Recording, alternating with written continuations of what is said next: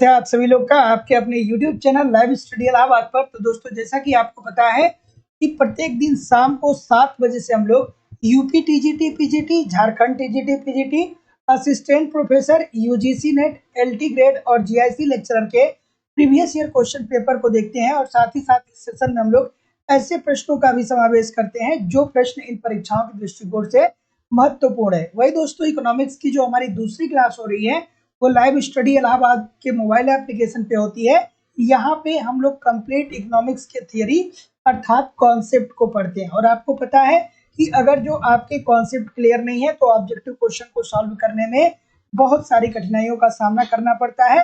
तो दोस्तों, आपके रिक्वायरमेंट के अनुसार आपको सारे कंटेंट प्रोवाइड किया कराए जा रहे हैं। यहाँ पे आपको ए टू जेड इकोनॉमिक्स के कॉन्सेप्ट पढ़ाए जा रहे हैं। झारखंड टीजीटी के लिए अलग बैचेज है दोस्तों, और यूपी टीजीटी पीजीटी के लिए अलग बैच है। दोनों में आपके सिलेबस के अनुसार कोर्स कंप्लीट करवाया जा रहा है। साथ ही साथ दोस्तों, यहाँ पे आपको इकोनॉमिक्स के कंप्लीट नोट्स दिए जा रहे हैं ताकि आप अपना बार बार रिवीजन कर सकें।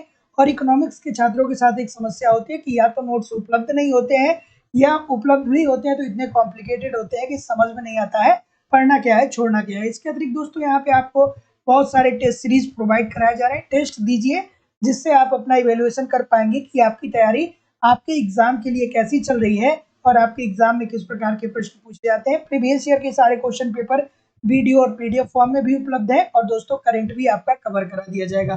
तो जो और सबसे बड़ी बात है कि वैलिडिटी आप course life time, it means एक बार एडमिशन लेते हैं तो आगामी जो भी परीक्षाएं हैं, एलटी ग्रेड की है, जीआईसी की है, हमेशा आप हमारे साथ बने रहेंगे। और ये हमारी जिम्मेदारी होगी कि हर कंटेंट को मैं आपको प्रोवाइड कराऊं। एडमिशन ओपन है। एडमिशन की जो फीस है वो केवल और केवल 2000 रुपये दोस्तों। तो 2000 रुपये आपको इस नंबर पे पेमेंट करना होगा, 9415 863 873 पे। गूगल पे, फोन पे या पेटीएम के माध्यम से आप पेमेंट करेंगे और इसका स्क्रीनशॉट आपको इसी व्हाट्सएप नंबर पे सेंड करना होगा।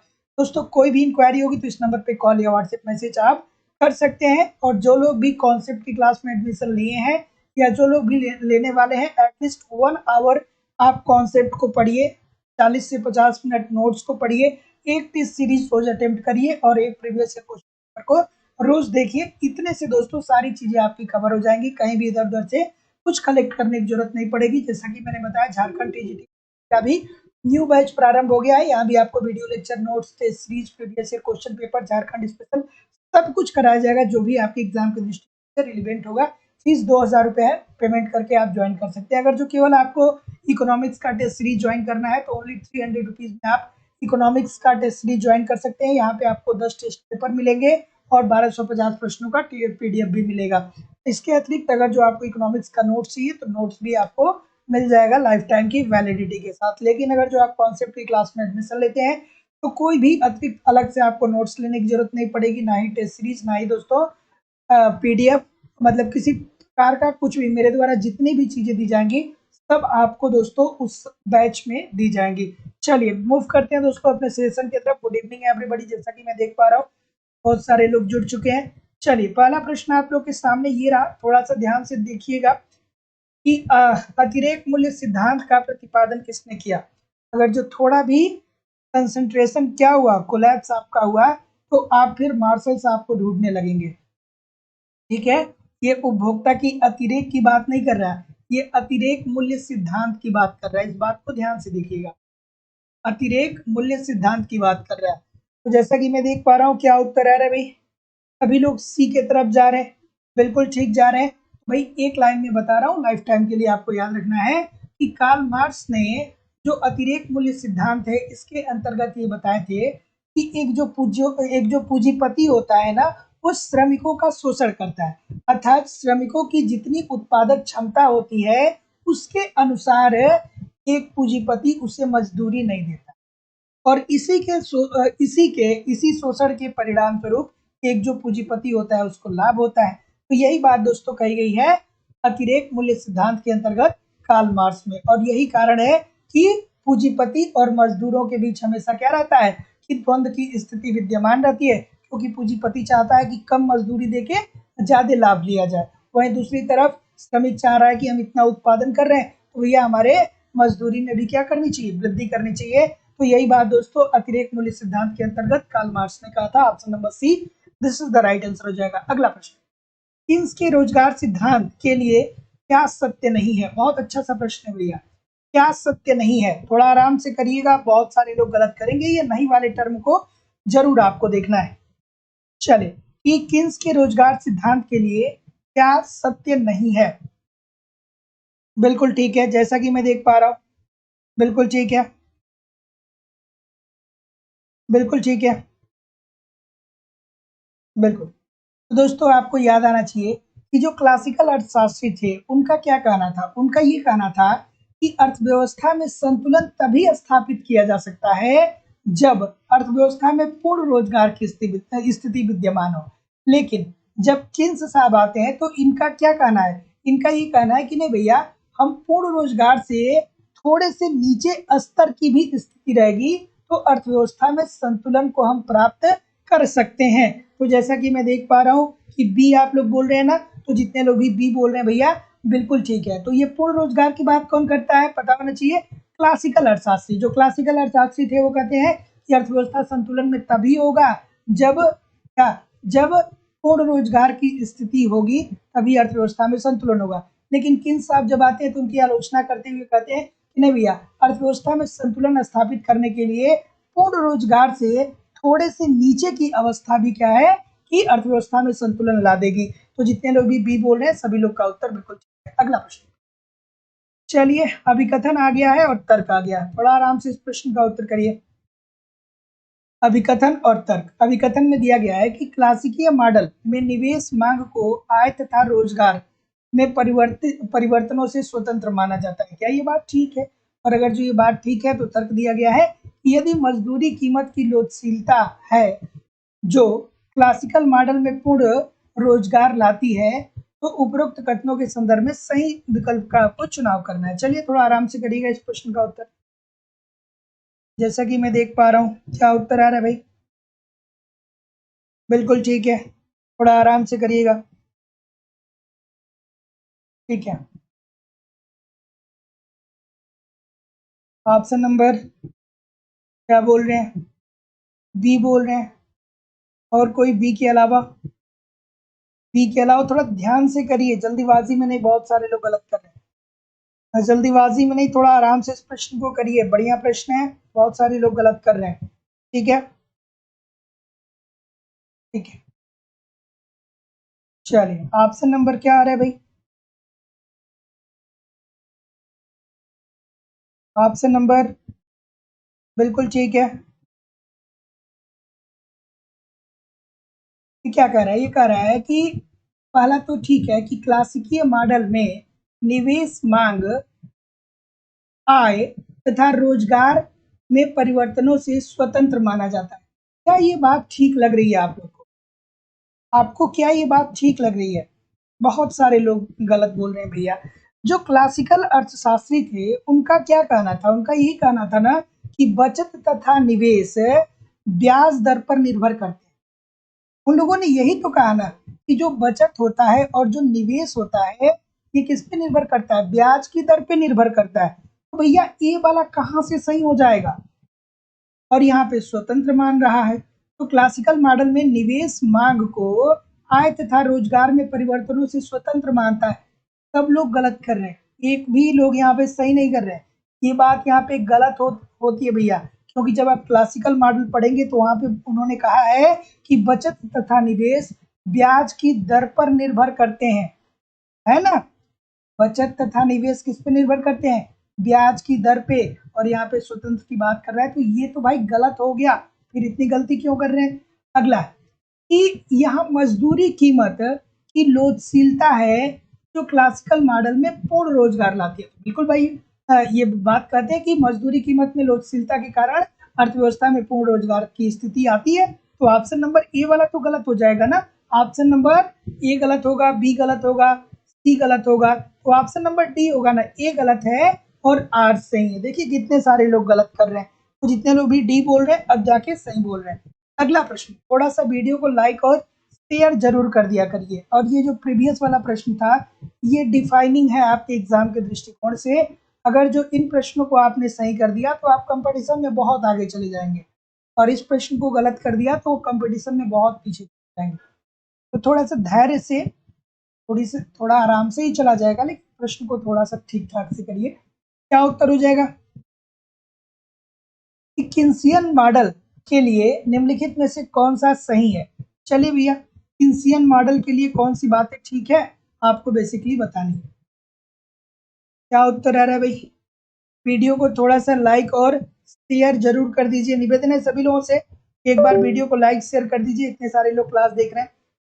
ऑप्शन नंबर क्या हो जाएगा? बिल्कुल ठीक है, ठीक है। तो भैया ये प्रभावी मांग की बात करते हैं ना किंसाफ, जिसमें प्रभावी मांग क्या है? समग्र मांग किसके बराबर होती है? समग्र पूर्ति के बराबर होती है।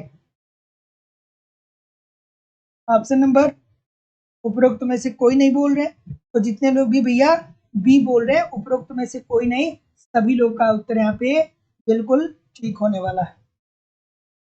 Option number B, according to the question this is the right answer यहाँ पे होने वाला है। ठीक है, उपरोक्त में से कोई नहीं। तो दोस्तों किन साहब के आप मॉडल को पढ़ेंगे तो पढ़ेंगे कि यह एक अल्पकालिक मॉडल है, साथ साथ में ये अपूर्ण प्रतियोगिता की बात बोल रहे हैं, अर्थव्यवस्था में अतिरिक्त उत्पादन क्षमता पाया जाता है, साथ ही साथ इसके अंतर्गत जो पूर्ति होती है वो दी गई होती है। ठीक है, तो ये निर्धारित नहीं होता है, यह मुद्रा बाजार की उपेक्षा नहीं करता है, यह संसाधनों का पूर्ण उपयोग नहीं मानता है। तो जितने लोग भी बी बोल रहे हैं, सभी लोग का उत्तर यहाँ पे बिल्कुल ठीक हो जाएगा। अगला प्रश्न, कि निवेश में मांग प्रभाव होता है क्योंकि निवेश अर्थव्यवस्था में उत्पादकता तथा आय बढ़ता है। थोड़ा आराम से करिएगा। बिल्कुल ठीक है।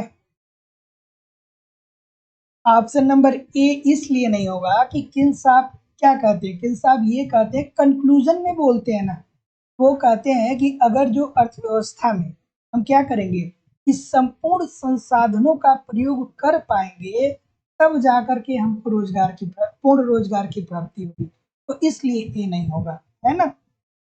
चलिए, ऑप्शन नंबर क्या हो जाएगा? ए की तरफ अगेन बहुत सारे लोग जा रहे हैं। देखिए दोस्तों, थोड़ा सा कथन और अभिकथन और तर्क वाले प्रश्न को आराम से करें, यहाँ बहुत सारी हो रही। चलिए, ऑप्शन नंबर क्या बोल रहे हैं? ये अगेन बहुत सारे लोग बोल रहे हैं कि निवेश में मांग प्रभाव होता है। मांग प्रभाव क्या होता है? अभी हमने आपको बताया। ठीक है, क्योंकि निवेश अर्थव्यवस्था में उत्पादकता तथा आय दोनों बढ़ाता है। बिल्कुल ठीक है भैया, जब आप किसी अर्थव्यवस्था में निवेश करेंगे, निवेश की मात्रा जब बढ़ेगी, तो जाहिर सी बात है भैया कि उत्पादन बढ़ेगा और लोगों की आय बढ़ेगी, और यही तो होता है दोस्तों मांग प्रभाव। तो ये क्या कर रहा है? एक दूसरे को डिफाइन भी कर रहा है। तो जितने लोग भी ए बोल रहे हैं, ए और आर दोनों सही है, परंतु आर ए का सही स्पष्टीकरण भी कर रहा है, तो सभी लोग का उत्तर यहाँ पे बिल्कुल ठीक होने वाला है। अगला प्रश्न आपके सामने सीरा, क्लासिकीय व्यवस्था की विशेषताएं कौन सी हैं? चलिए बताइए, इस प्रश्न का उत्तर करिए। क्लासिकी व्यवस्था की विशेषताएं क्या? चलिए, ऑप्शन नंबर, जैसा कि मैं देख पा रहा हूं,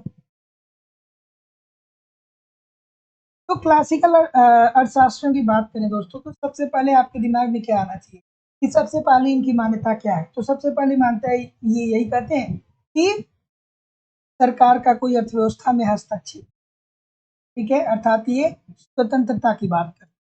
चलिए, आराम से इस प्रश्न का उत्तर करिए। बिल्कुल ठीक है। और क्या कहते हैं? रोजगार का निर्धारण जो होता है वो मौद्रिक कारकों के द्वारा रोजगार का निर्धारण होता है। तो जैसा कि मैं देख पा रहा हूँ, सी बोल रहे हैं, तो जितने लोग भी सी बोल रहे हैं, क्या ठीक बोल रहे हैं? बिल्कुल ठीक है। तो उत्पादन तथा रोजगार को मौद्रिक कारक निर्धारित करते हैं। क्या ये बात ठीक है? ये बात तो ठीक होनी चाहिए। ठीक है कि नहीं ठीक है? ऑप्शन नंबर क्या आ रहा है?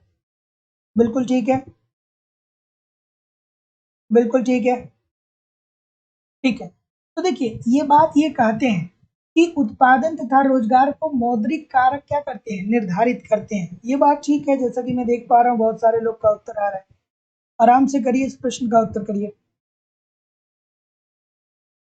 ये वाला सही है या गलत है? थोड़ा आराम से करिएगा, बहुत सारे लोग गलत कर रहे हैं। ये वाला सही है या गलत है? थोड़ा सा टेक्निकल है, इसलिए मैं यहाँ पे रुक रहा हूँ, है ना। अब देखिए सभी लोग डी के तरफ चेंज करने लगे कि सर ने बोल दिया है भैया ये तो ठीक है। चलिए अगेन इस प्रश्न का उत्तर करिए। तो जैसा कि मैं देख पा रहा हूँ जितने लोग भी डी बोल रहे हैं ना, सभी लोग का उत्तर यहाँ पे बिल्कुल ठीक है। ये केवल इतनी सी बात करते हैं, रोजगार को मौद्रिक कारक निर्धारित करते हैं, केवल इतनी, उत्पादन की बात नहीं करते हैं। ठीक है, और ये एक अलग स्टेटमेंट है और इन्हीं की जो विशेषताएं हैं, इन विशेषताओं के अंतर्गत दोस्तों क्या आता है, अर्थव्यवस्था का स्वसमायोजन तंत्र और साथ ही साथ में राजकीय नियंत्रण की अनुपस्थिति में बाजार के माध्यम से इष्टतमीकरण। तो ऑप्शन नंबर क्या होगा भैया? तो जितने लोग भी सी बोल रहे हैं सभी लोगों का उत्तर यहाँ पे एब्सोल्युटली राइट होगा, डी नहीं होगा। अगला प्रश्न आपके सामने ये रहा, कथन दिया गया है और कारण दिया गया है। थोड़ा आराम से करिएगा इस प्रश्न का उत्तर। कथन और कारण, थोड़ा आराम से करिएगा इस प्रश्न का उत्तर। ऑप्शन नंबर, हाँ डी नहीं होगा, ऑप्शन नंबर सी होगा। ठीक है, चलिए ऑप्शन नंबर क्या होगा भाई? इस प्रश्न का उत्तर करिए। जैसा कि मैं देख पा रहा हूं, बिल्कुल, कि वैसी अर्थव्यवस्था जहां पूर्ण रोजगार स्तर से कम की स्थिति है, वहां यह आवश्यक नहीं है कि क्राउडिंग आउट हो। और कारण दिया गया है कि मौद्रिक प्राधिकार एक ऐसे मौद्रिक नीति का समावेश कर सकते हैं जो उत्पादन विस्तार के साथ ब्याज दरों में वृद्धि से परहेज करता हो। क्या उत्तर होगा भाई? चलिए क्या उत्तर होगा? ऑप्शन नंबर जैसा कि मैं देख पा रहा हूं, बिल्कुल ठीक है। देखिए ये कह रहा है कि क्राउडिंग आउट इफेक्ट क्या होता है, थोड़ा मुझे बताइए। मैं रोज बताता हूँ, आज आप मुझे बताइए, ठीक है? क्राउडिंग आउट इफेक्ट क्या होता है मैं रोज बताता हूँ, आज मुझे आप बताइए 4-5 शब्द, ठीक है? तो देखिए, वैसी अर्थव्यवस्था जहां पूर्ण रोजगार स्तर से कम की स्थिति है, वहां यह आवश्यक नहीं है कि क्राउडिंग आउट हो। और कारण में दिया गया भैया कि मौद्रिक प्राधिकार एक ऐसे मौद्रिक नीति का समावेश करते हैं जो उत्पादन विस्तार के साथ ब्याज दरों में वृद्धि से परहेज करता है। तो बात तो भैया ये दोनों ठीक है, लेकिन दोनों क्या है, अलग अलग स्टेटमेंट है, दोनों से क्या करना है, एक दूसरे का कोई संबंध नहीं है। तो बातें दोनों ठीक है, लेकिन ऑप्शन नंबर जितने लोग भी क्या बोल रहे हैं, बी बोल रहे हैं, सभी लोग का उत्तर ठीक है। ए और आर दोनों सही है, परंतु आर ए की सही व्याख्या नहीं कर रहा है। अगला प्रश्न, के नियम के अनुसार बेरोजगारी किसके द्वारा समाप्त की जा सकती है? चलिए बिल्कुल ठीक है। चलिए ऑप्शन नंबर, बिल्कुल ठीक है। हाँ, सरकारी व्यय में जब वृद्धि होगा तो निजी निवेश में कमी आ जाएगी। क्यों कमी आ जाएगी? जब सरकार ज्यादा खर्च करेगा, ठीक है? तो जब सरकार ज्यादा खर्च करेगा तो व्यय ज्यादा करेगा, तो भैया आय तो चाहिए। आय आय लेने के लिए टैक्स लगा देता है सरकार, कर लगा देता है। तो जब कर में सरकार वृद्धि कर देगा तो आम जनता के पास निवेश की क्षमता जो होगी वो कम हो जाएगी। यही तो कारण है ना दोस्तों कि अक्सर हम लोग देखते हैं कि क्या हुआ, अभी देखिए जीएसटी जो है ये किस पे लगाया गया है, अभी दूध पे भी लगा दिया गया है। तो जो अमूल दूध, अगर जो आप लोग थोड़े से ऐसी जगहों पे रहते होंगे जहाँ पे अमूल का दूध मिलता होगा, तो वहाँ पे जो दूध 10 रुपए का मिलता था अब वो 12 रुपए का मिल रहा है। ठीक है, छोटे छोटे पैकेट की मैं बात कर रहा हूँ। ठीक है, तो ये क्या हो गया कि एक तरीके से निजी निवेश में अब कैसे कमी आ जाएगी सर? कमी इसलिए आ जाएगी कि अब 2 रुपया जहाँ पहले आप बचत करते थे, अब 2 रुपया आपको भोग पे करने के खर्च। ठीक है, अगला, इस प्रश्न का उत्तर करिए। ऑप्शन नंबर, चलिए, कि ऐसे के नियम के अनुसार बेरोजगारी किसके द्वारा समाप्त की जा सकती है? तो जैसा कि मैं देख पा रहा हूँ कि आपका उत्तर क्या आ रहा है भाई? ऑप्शन नंबर बी बोल रहे हैं, बी बोल रहे हैं। चलिए बी बोल रहे हैं, तो जितने लोग भी बी बोल रहे हैं भैया बहुत अच्छा बोल रहे हैं। मजदूरी में क्या कर दी जाए, गिरावट कर दी जाएगी।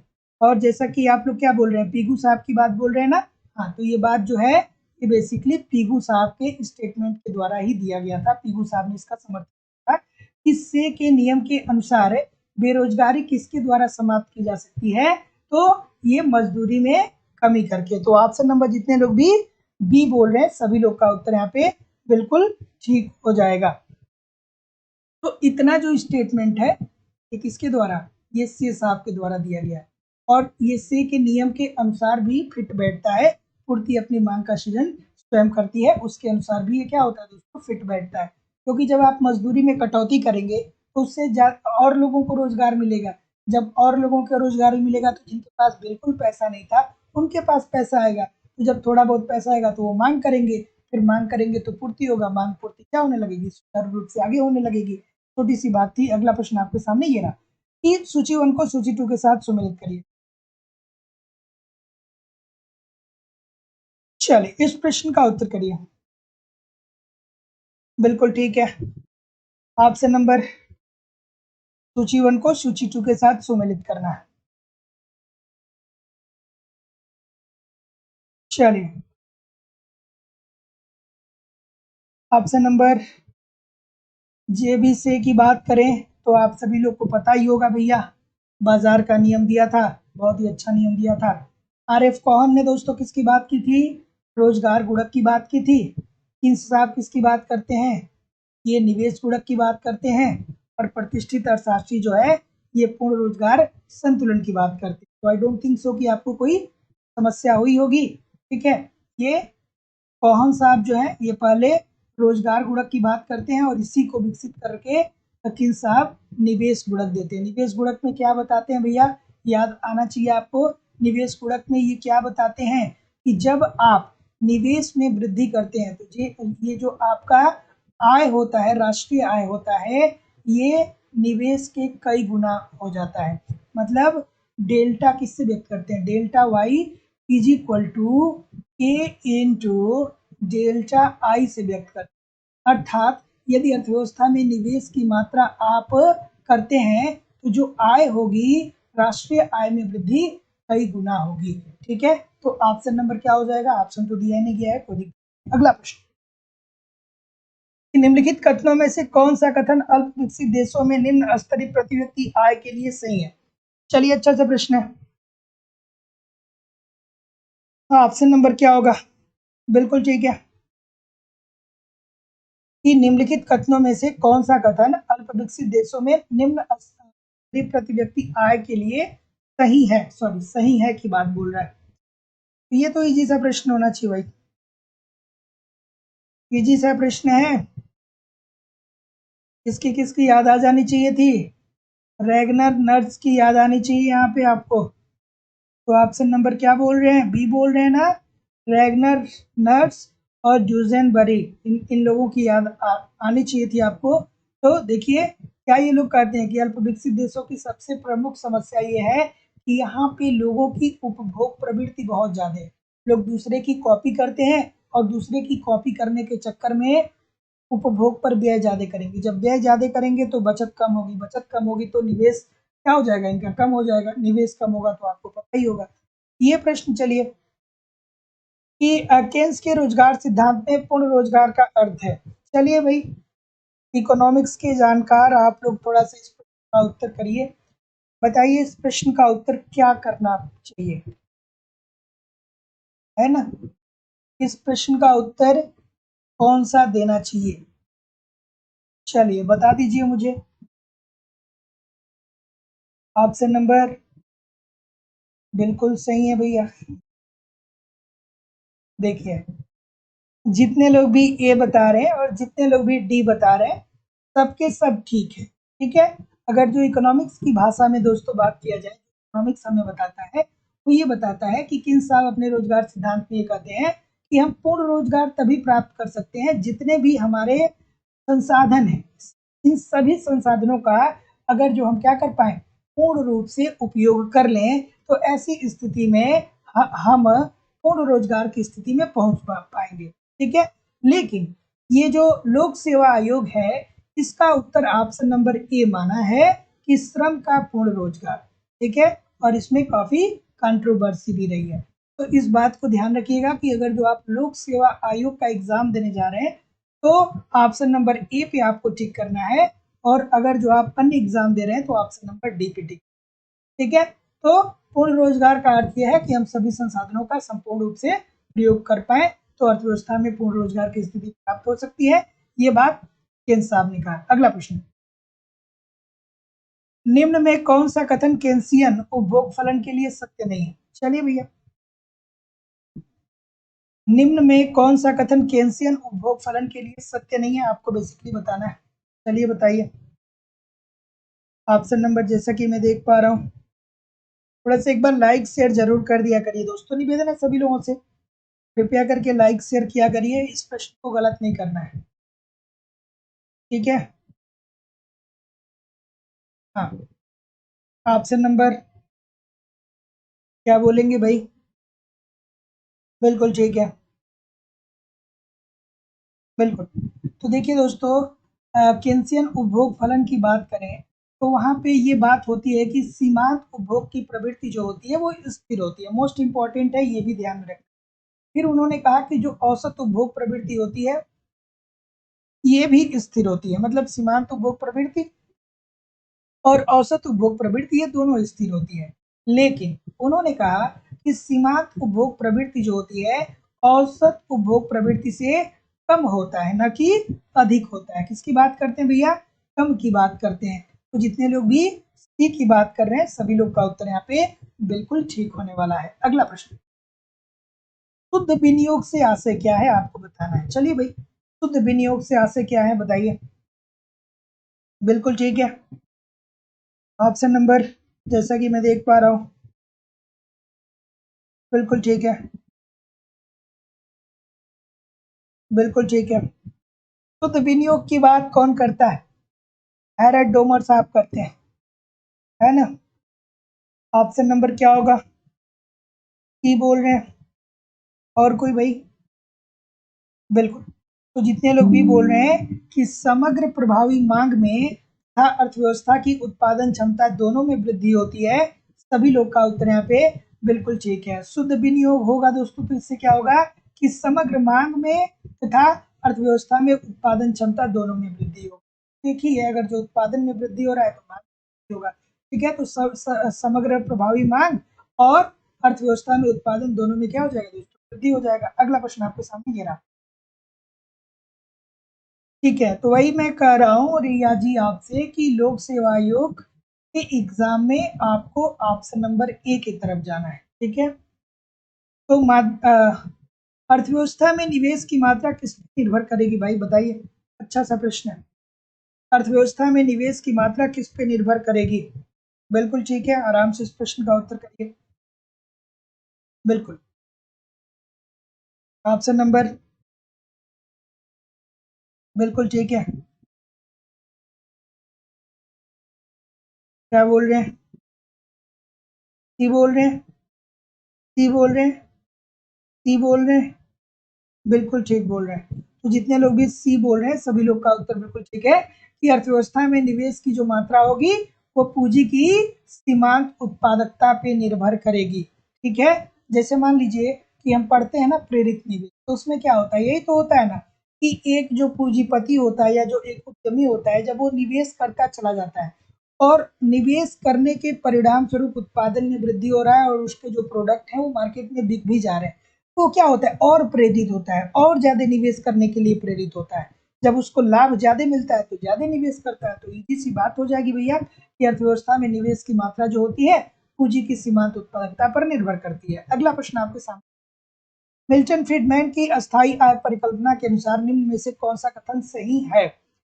और देखिए दोस्तों, जितने लोग भी, मैं आप लोगों से बता दे रहा हूँ कि जितने लोग भी, जो वर्तमान समय चल रहा है ना, ये आपके पास जो 70 से 80 दिन या 90 दिन का टाइम बचा हुआ है, अगर जो इस समय का आप सावधानी से यूटिलाइज नहीं करें तो फिर आप ढूंढते रह जाएंगे वैकेंसी, है ना।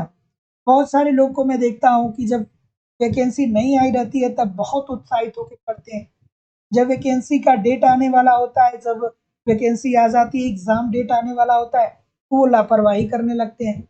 यार ऐसे नहीं सिलेक्शन मिलेगा। ठीक है, जब क्रिकेट मैच होता है तो एक नेट प्रैक्टिस होता है, तो वहाँ पे थोड़ी बहुत लापरवाही चल जाएगी, लेकिन मैच का समय जब होता है तो वहाँ पे कोई लापरवाही नहीं करना चाहिए। तो ये आप लोग के लिए क्या है दोस्तों, एक तरीके से टाइम यही है कि जब आप बेहतर तरीके से अपने लाइफ में जितनी भी चीज़ों को पढ़ा है उसको समेकित करके एक सही दिशा दें, ठीक है। और ये बात भी तय मानिए कि एग्जाम बहुत डिले नहीं होगा। अगला प्रश्न आपके सामने ये रहा कि मिल्टन फ्रीडमैन की अस्थाई आय परिकल्पना के अनुसार निम्नलिखित में से कौन सा कथन सही है। तो जैसा कि मैं देख पा रहा हूँ, क्या उत्तर आ रहा है भाई, सी बोल रहे हैं सभी लोग, सी बोल रहे हैं। तो जितने लोग भी सी बोल रहे हैं सभी लोग का उत्तर यहाँ पे बिल्कुल ठीक है कि ये कहते हैं भैया कि जो अस्थाई आय होती है इसमें सभी वृद्धियां जो होती हैं वो कहाँ चली जाती हैं, बचत में चली जाती हैं। तो option number C according to the question this is the right answer हो जाएगा। मिल्टन फ्रीडमैन की अस्थाई आय परिकल्पना के अनुसार निम्नलिखित में से कौन सा कथन सही है। तो सही कथन ये है कि अस्थाई आय में सभी वृद्धियां बचत में चली जाती हैं। अगला प्रश्न, और दोस्तों देखिए इस पृथ्वी पे जो भी ग्रेट हुआ है ना, जो भी महान हुआ है ना, उसके अंतर्गत एक एक बात बहुत कॉमन है कि अगर जो किसी लक्ष्य को उसने डिसाइड कर लिया कि मुझे ये करना है तो निरंतर उसमें वो लगा रहता है। न वो आ, न वो आलसी प्रवृत्ति का होता है, न ठंड देखता है, न गर्मी देखता है, न बरसात देखता है। परिस्थिति उसके विपरीत हो या उसके पक्ष में हो, किसी भी स्थिति में वो कार्यरत होता है। जितने भी ग्रेट हुए हैं ना, सबके अंतर्गत सबके अंदर ये कॉमन सी बात है, और जो भी सफलता प्राप्त करता है उसके अंदर ये कॉमन सी बात है। तो अगर जो आप इन चीजों को कर पा रहे हैं तो आप मानिए कि सफलता प्राप्त कर पा रहे हैं, नहीं कर पा रहे हैं तो फिर बहुत मुश्किल है क्योंकि कंपटीशन बहुत ज्यादा है। अगला प्रश्न आपके सामने ये रहा, क्योंकि लगातार बहुत सारे लोग ऐसे कर रहे हैं, ये इस प्रोसेस से लगातार बहुत सारे लोग गुजर रहे हैं, आप नहीं गुजरेंगे तो फिर बहुत पीछे छूट जाएंगे। अगला प्रश्न कि दिए हुए कुल विनियोग व्यय में बचत प्रवृत्ति में वृद्धि क्या करेगा। तो जैसा कि मैं देख पा रहा हूँ कि आपका उत्तर क्या आ रहा है, ऑप्शन नंबर बी बोल रहे हैं, बी बोल रहे हैं। तो जितने लोग भी बी बोल रहे हैं सभी लोग का उत्तर बिल्कुल ठीक है ना, कि दिए हुए कुल विनियोग व्यय में जो अगर जो आप बचत करेंगे भैया तो जाहिर सी बात है बचत करेंगे तो निवेश कम करेंगे, जब आप निवेश कम करेंगे तो आपकी आय में गिरावट आ जाएगी, ठीक है। निवेश कम करेंगे तो कम उत्पादन करेंगे, कम उत्पादन करेंगे कम वस्तुओं को मार्केट में बेचेंगे, जब कम वस्तुओं को मार्केट में बेचेंगे तो कम आपको लाभ मिलेगा, अर्थात कम आपको लाभ मिलेगा। Option number B this is the right answer. अगला प्रश्न है कि किन्स के अनुसार सीमांत उपभोग प्रवृत्ति होती है। और कभी कभी इस बात को लेके मुझे भी बहुत कष्ट होता है कि मतलब यार कुछ लोग बहुत मेहनत करते हैं लेकिन मेन जब समय आता है ना तो हतोत्साहित हो जाते हैं, परेशान हो जाते हैं। ऐसा नहीं होना है यार, ऐसा बिल्कुल नहीं होना है। चलिए इस प्रश्न का उत्तर करिए कि किन्स के अनुसार सीमांत उपभोग प्रवृत्ति होती है। बिल्कुल ठीक है, ऑप्शन नंबर क्या हो जाएगा, बिल्कुल ठीक है। ऑप्शन नंबर जैसा कि मैं देख पा रहा हूँ क्या बोल रहे हैं भाई, ये बोल रहे हैं सभी लोग, सभी लोग ये बोल रहे हैं, बिल्कुल ठीक है, ठीक है। तो किन्स के अनुसार सीमांत उपभोग प्रवृत्ति जो है दोस्तों, यहाँ पे मनोवैज्ञानिक नियम लागू होता है और ये कहते हैं कि यह कभी भी इकाई से अधिक नहीं होगी। तो option number A according to the question this is the right answer हो जाएगा। तो जितने लोग भी ए बोल रहे हैं सभी लोग का उत्तर यहाँ पे बिल्कुल ठीक हो जाएगा। अगला प्रश्न आपके सामने ये रहा, चलिए इजी सा प्रश्न है भाई कि आय बढ़ने के साथ उपभोग पर व्यय की गई आय का अनुपात क्या होता है। अब जो इकोनॉमिक्स नहीं पढ़ा होगा ना वो सीधा सीधी कहेगा सर जी आय बढ़ रही है तो उपभोग बढ़ेगा, ऑप्शन नंबर बी क्लिक करिए। और अगर जो आपने बी बता दिया है, आपने बी के अलावा और कुछ बताया तो आप गलत बता रहे हैं, है ना, जो इकोनॉमिक्स नहीं पढ़ा होगा। ठीक है, ध्यान से देखिए ऑप्शन नंबर क्या होगा। और एग्जामिनर ये प्रश्न पूछा ही इसीलिए ताकि एग्जाम में बहुत सारे लोगों को लगेगा कि बहुत इजी प्रश्न है और हमने तो बिल्कुल ठीक किया है। तो देखिए इजी सी बात है, चलिए ऑप्शन नंबर क्या होगा भैया कि आय बढ़ने के साथ साथ उपभोग पर व्यय की गई आय का अनुपात क्या हो जाता है दोस्तों, कम हो जाता है। अगर जो आपकी आय अगर जो आपकी आय महीने की 10,000 रुपये है तो आप उपभोग पे लगभग इस महंगाई में दोस्तों 8 से 9,000 रुपये खर्च कर ही देंगे। ठीक है, 1,00,000 हो गया तो भैया आप 1,00,000 उपभोग नहीं कर पाएंगे, आप बहुत उपभोग करेंगे तो 70,000 रुपये करेंगे, 60,000 रुपये करेंगे। तो अनुपात जो है वो क्या हो रहा है, कम हो रहा है ना। जितने लोग भी ए बोल रहे हैं सभी लोग का उत्तर। अगला अगला है कि ISLM वक्रों का कटान बिंदु निर्धारित करता है। क्या निर्धारित करता है?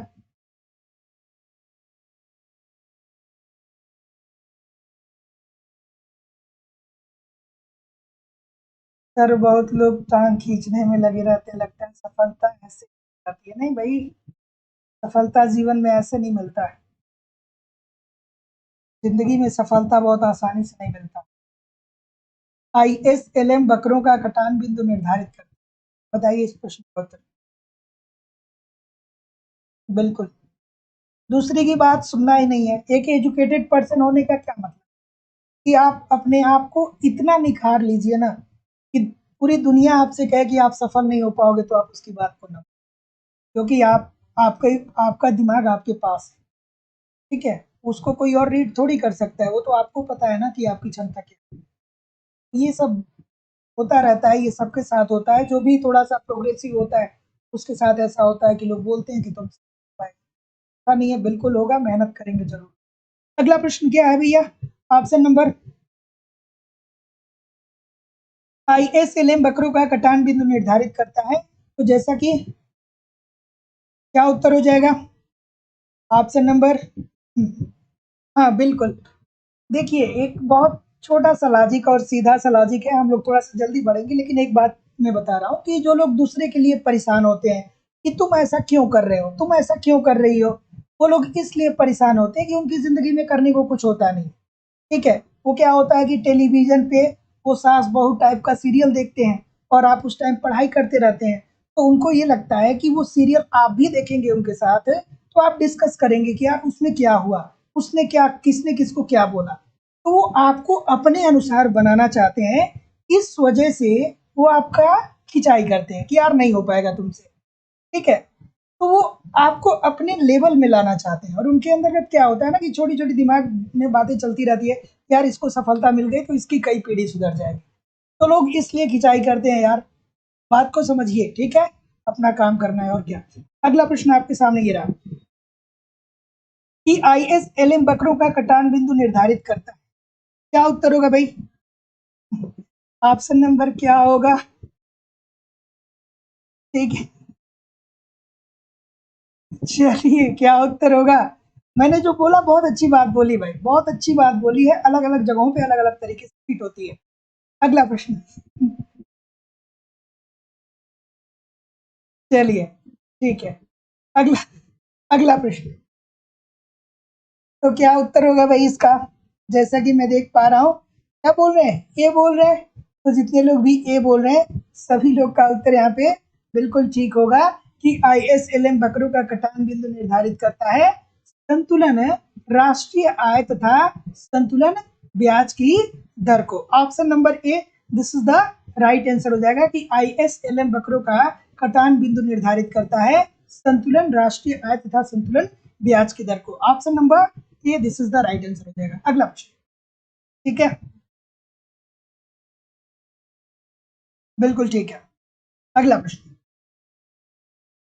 कि यदि ISLM मॉडल में IS वक्र दाई तरफ हस्तांतरित होता है तो ये क्या सूचित करता है? चलिए भाई बताइए। अब सीरियस होना है, अब प्रश्न को सीरियस तरीके से देखना है। चलिए चलिए कि यदि ISLM मॉडल में IS वक्र दाई तरफ हस्तांतरित होता है तो ये क्या सूचित करता है? ऑप्शन नंबर जैसा कि मैं देख पा रहा हूँ, बिल्कुल ठीक है, बिल्कुल ठीक है। डी बोल रहे हैं कि विनियोग में वृद्धि होती है। एब्सोल्युटली ठीक है भैया कि यदि ISLM मॉडल में IS वक्र दाई तरफ हस्तांतरित होता है तो ये जो सूचित करता है, ये क्या सूचित करता है कि अर्थव्यवस्था में क्या हो रहा है, जो विनियोग है उसमें वृद्धि हो रहा है। तो ऑप्शन नंबर क्या हो जाएगा? D, according to the question this is the right answer हो जाएगा। IS वक्र का ढाल कैसा होता है और LM वक्र का ढाल कैसा होता है, सभी लोग कमेंट करके मुझे जरूर से बताइएगा, ये भी प्रश्न बनता है। ठीक है, अगला प्रश्न आपके सामने ये रहा कि ब्याज के आधुनिक सिद्धांत में ब्याज दर का निर्धारण किसके द्वारा होता है। चलिए, अच्छा सा प्रश्न है, इस प्रश्न का उत्तर करिए। IS वक्र का ढाल कैसा होता है, कमेंट करके बताइए, और LM वक्र का ढाल कैसा होता है, कमेंट करके। प्रश्न पूछा जाता है, एक बार नहीं अनेकों बार पूछा गया। ऑप्शन नंबर क्या होगा, बताइए इस प्रश्न का उत्तर। ऑप्शन नंबर, ठीक है, बिल्कुल ठीक है। तो IS वक्र जो होता है दोस्तों, क्या होता है, ऋणात्मक होता है। ऋणात्मक क्यों होगा भैया, ऋणात्मक इसलिए होता है कि राष्ट्रीय आय का स्तर और जो ब्याज की दर होती है इसमें भी उत्क्रमानुपाती संबंध पाया जाता है, इसलिए IS वक्र जो होता है वो क्या होता है, निगेटिव होता है। ठीक है, और LM जो होता है वो पॉजिटिव होता है। तो जितने लोग भी क्या बोल रहे हैं, इस प्रश्न का उत्तर बी बोल रहे हैं, तो जितने लोग भी बी बोल रहे हैं सभी लोग का उत्तर बिल्कुल ठीक है कि ब्याज के आधुनिक सिद्धांत में ब्याज दर का निर्धारण IS और LM वक्रों के माध्यम से होता है। Option number B according to the question this is the right answer हो जाएगा, है ना। अगला प्रश्न, थोड़ा सा एडजस्ट करता हूं, थोड़ा सा एडजस्ट करता हूं।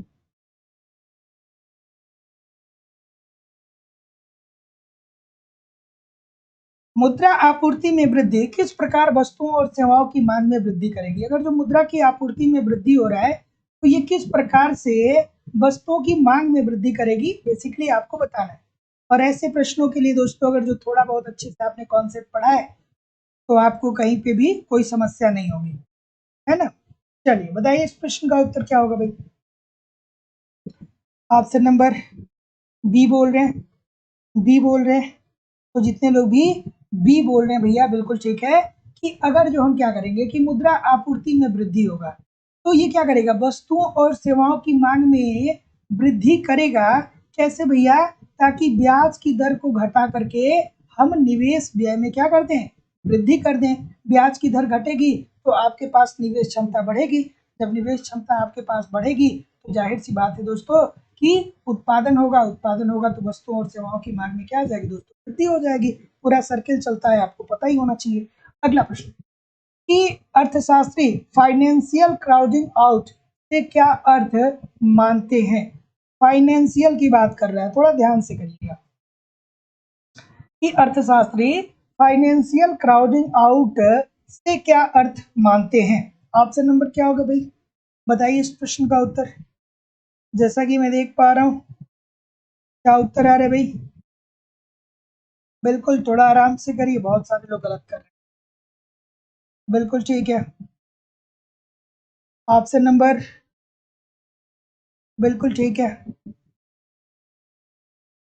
बी बोल रहे हैं सभी लोग।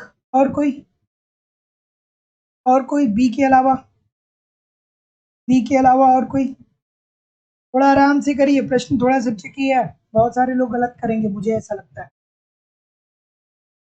ठीक है, ऑप्शन नंबर बी होगा, बिल्कुल ठीक है,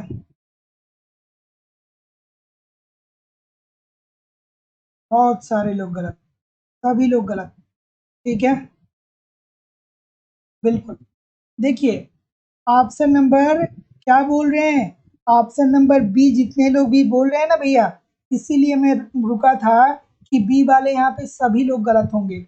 यहाँ सरकार ये फाइनेंशियल क्राउडिंग आउट की बात कर रहा है, तो यहाँ पे जो सरकार है वो सरकार द्वारा उधारियां राशि लेने से ब्याज दर में वृद्धि की बात होती है। अब थोड़ा सा बात को ध्यान से दोस्तों मेरी सुनिएगा, यदि अर्थव्यवस्था में मुद्रा की पूर्ति स्थिर है, मुद्रा की पूर्ति क्या है, स्थिर है, तो सरकार द्वारा सरकारी प्रतिभूतियों में किए गए निवेश से मुद्रा की पूर्ति में क्या होगी, कमी आ जाएगी। और जब मुद्रा की पूर्ति में कमी आ जाएगी तो जाहिर सी बात है भैया कि ब्याज की दर में वृद्धि करनी पड़ेगी। और जब ब्याज की दर में वृद्धि करनी पड़ेगी दोस्तों, तो यही चीजें तो क्या होती है, क्राउडिंग आउट के अंतर्गत हम लोग पढ़ते हैं। तो जितने लोग भी सी बोलेंगे, केवल और केवल जो सी उत्तर होगा इसका राइट आंसर यहाँ पे हो जाएगा, है ना। ये क्राउडिंग आउट जो होता है केवल वो दिया होता है तब आप ऑप्शन नंबर बी की तरफ जा सकते थे। अगला प्रश्न, भारत में कर सुधारों का उद्देश्य निम्नलिखित में से कौन सा नहीं है। अब ये तो इजी सा प्रश्न आ गया, लेकिन गलतियां बहुत सारी होती हैं। ठीक है,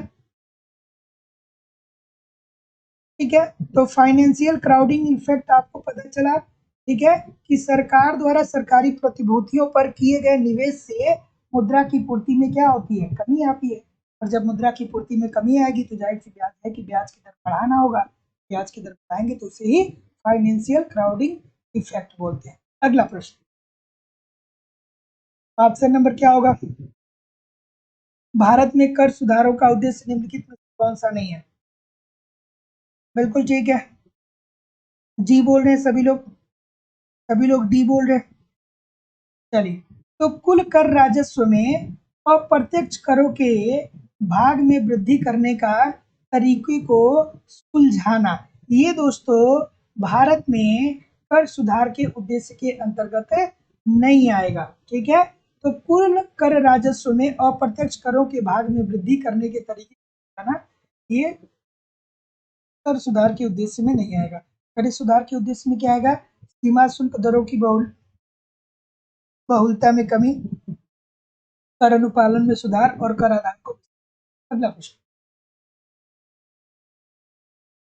जब किसी वस्तु के लिए मांग की कीमत लोच निम्नांकित हो तो उत्पादन शुल्क का पूरा भार क्रेता वहन करते हैं। थोड़ा आराम से करिएगा, कॉमन सी बात है, कॉमन सी बात है। दो कंडीशन हम लोग पढ़ते हैं, जब पूरा भार क्रेता वहन करता है, और दूसरा कंडीशन, पहली कंडीशन जब पूरा भार क्रेता वहन करता है, दूसरी कंडीशन जब पूरा भार विक्रेता वहन करता है।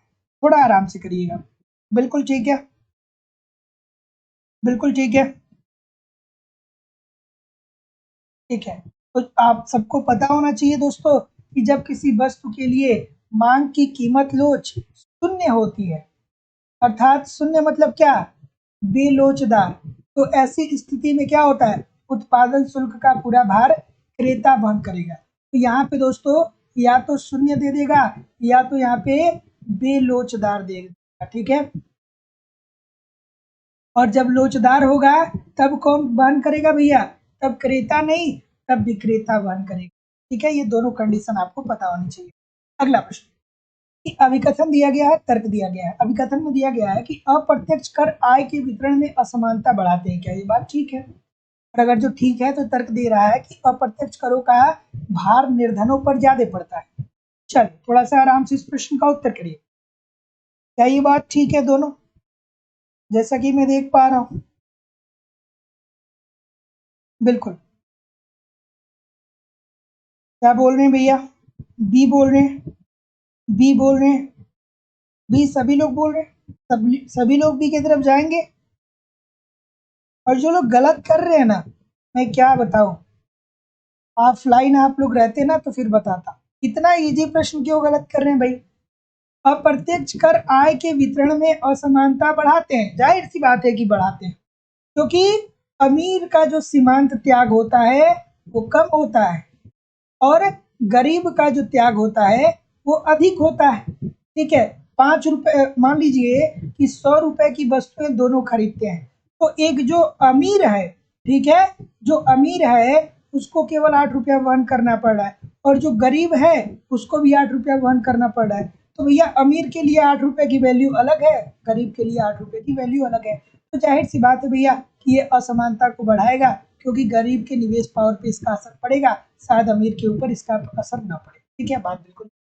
और अप्रत्यक्ष करों का भार निर्धनों पर ज्यादा पड़ता है, बात ये बिल्कुल ठीक है। तो यही तो बात मैं बता रहा हूँ कि अप्रत्यक्ष कर से निर्धनों का जो त्याग होता है वो क्या होता है दोस्तों, ज्यादा होता है। तो ये तो भाई डिफाइन कर भी रहा है। तो ऑप्शन नंबर क्या बोल रहे हैं, बी बोल रहे हैं ना, ए और आर दोनों सत्य है, और आर एक ही सही व्याख्या नहीं कर रहा है। अगला प्रश्न, प्रगतिशील कर वह है जिसमें, चलिए, हाँ, ऑफलाइन भी मैं पढ़ाता हूँ, ठीक है। चलिए इस प्रश्न का उत्तर दीजिए कि प्रगतिशील कर वह है जिसमें, क्या उत्तर होगा भाई, ऑप्शन नंबर, ठीक है,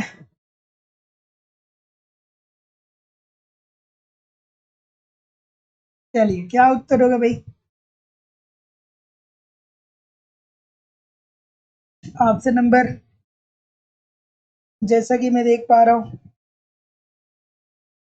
अगेन BC की तरफ बहुत सारे लोग जा रहे हैं। प्रगतिशील कर वह कर है जिसमें, ईमानदारी से मुझे बताइएगा कि किसको किसको चारों याद आया। प्रगतिशील, प्रतिगामी, अनुपातिक और अधोगामी।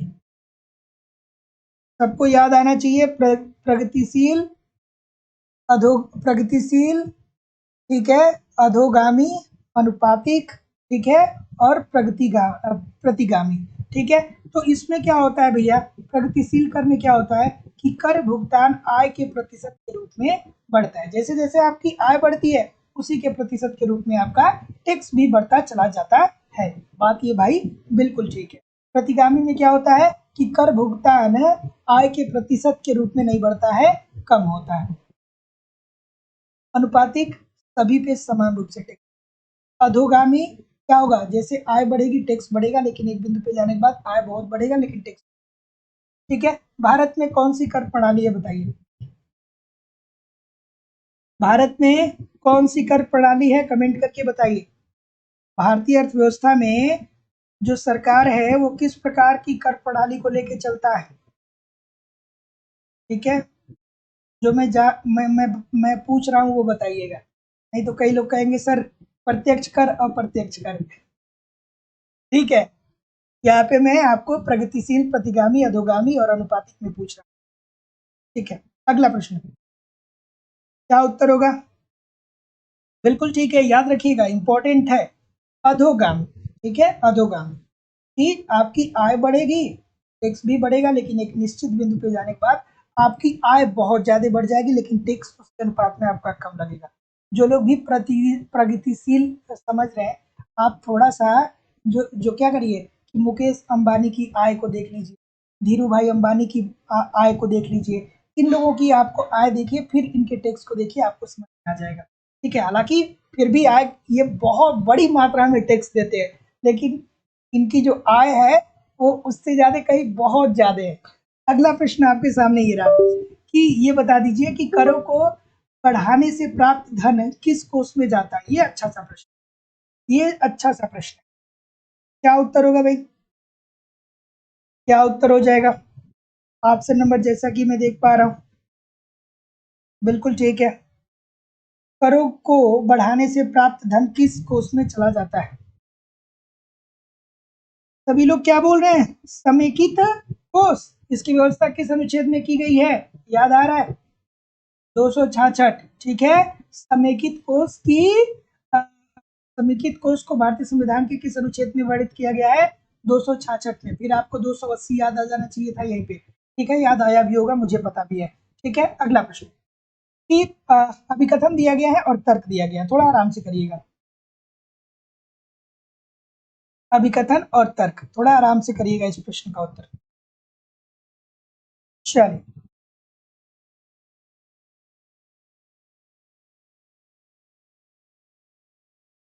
बिल्कुल ठीक है, ठीक है। तो देखिए दोस्तों, तटकर के बारे में अगर जो आप लोगों ने पढ़ा होगा तो आप, तटकर होते हैं, ये क्या होते हैं, ये जो होते हैं ये व्यवहारिक प्रकृति के होते हैं, क्योंकि इससे कोई अतिरिक्त बोझ नहीं बढ़ता है, ठीक है। तटकर को अगर जो आप लोग पढ़े होंगे तो आप जानते हो, ठीक है। तो तटकर एक व्यवहारिक होते हैं, बात बिल्कुल ठीक है, क्योंकि इससे क्या होता है, कोई अतिरिक्त बोझ में वृद्धि नहीं होता है, और तटकर अतिरिक्त बोझ नहीं होते हैं। क्या ये बात ठीक है, क्या ये बात ठीक है, और क्या एक दूसरे को ये डिफाइन कर रहा है। ये वाले थोड़ा ध्यान दीजिएगा, ये दोनों जो लाइन है ना, ये पैरेलल वाली लाइन है, ध्यान दीजिए थोड़ा सा, बिल्कुल ठीक है, बिल्कुल ठीक है। ऑप्शन नंबर, क्या उत्तर आ रहा है, कुछ लोग ए कुछ लोग बी, बहुत सारे लोग गलत कर रहे हैं, ठीक है। तो देखिए, तटकर एक कर व्यवहारिक होते हैं, बात भैया बिल्कुल ठीक है, और तटकर अतिरिक्त बोझ नहीं होते हैं, क्या ये बात ठीक है। ऑप्शन नंबर जैसा कि मैं देख पा रहा हूँ, जितने लोग भी ए की बात कर रहे हैं सभी लोग का उत्तर यहाँ पे दोस्तों बिल्कुल ठीक होने वाला है कि ए और आर सही है, और आर सही भी व्याख्या कर रहा है। क्या ये बात ठीक है? क्या ये बात ठीक है? ठीक है। तो देखिए दोस्तों, ये दोनों जो है ये पैरेलल लाइन है और इस प्रश्न में शायद मुझे ऐसा लग रहा है कि थोड़ी बहुत कंट्रोवर्सी का भी विषय है, क्योंकि तटकर व्यवहारिक होते हैं और उसके बाद दोस्तों तर्क में ये दे रहा है कि तटकर अतिरिक्त बोझ नहीं होते हैं। ठीक है, क्योंकि जब तटकर के कॉन्सेप्ट को हम पढ़ते हैं तो वहां पे पढ़ते हैं कि तटकर व्यवहारिक होते हैं।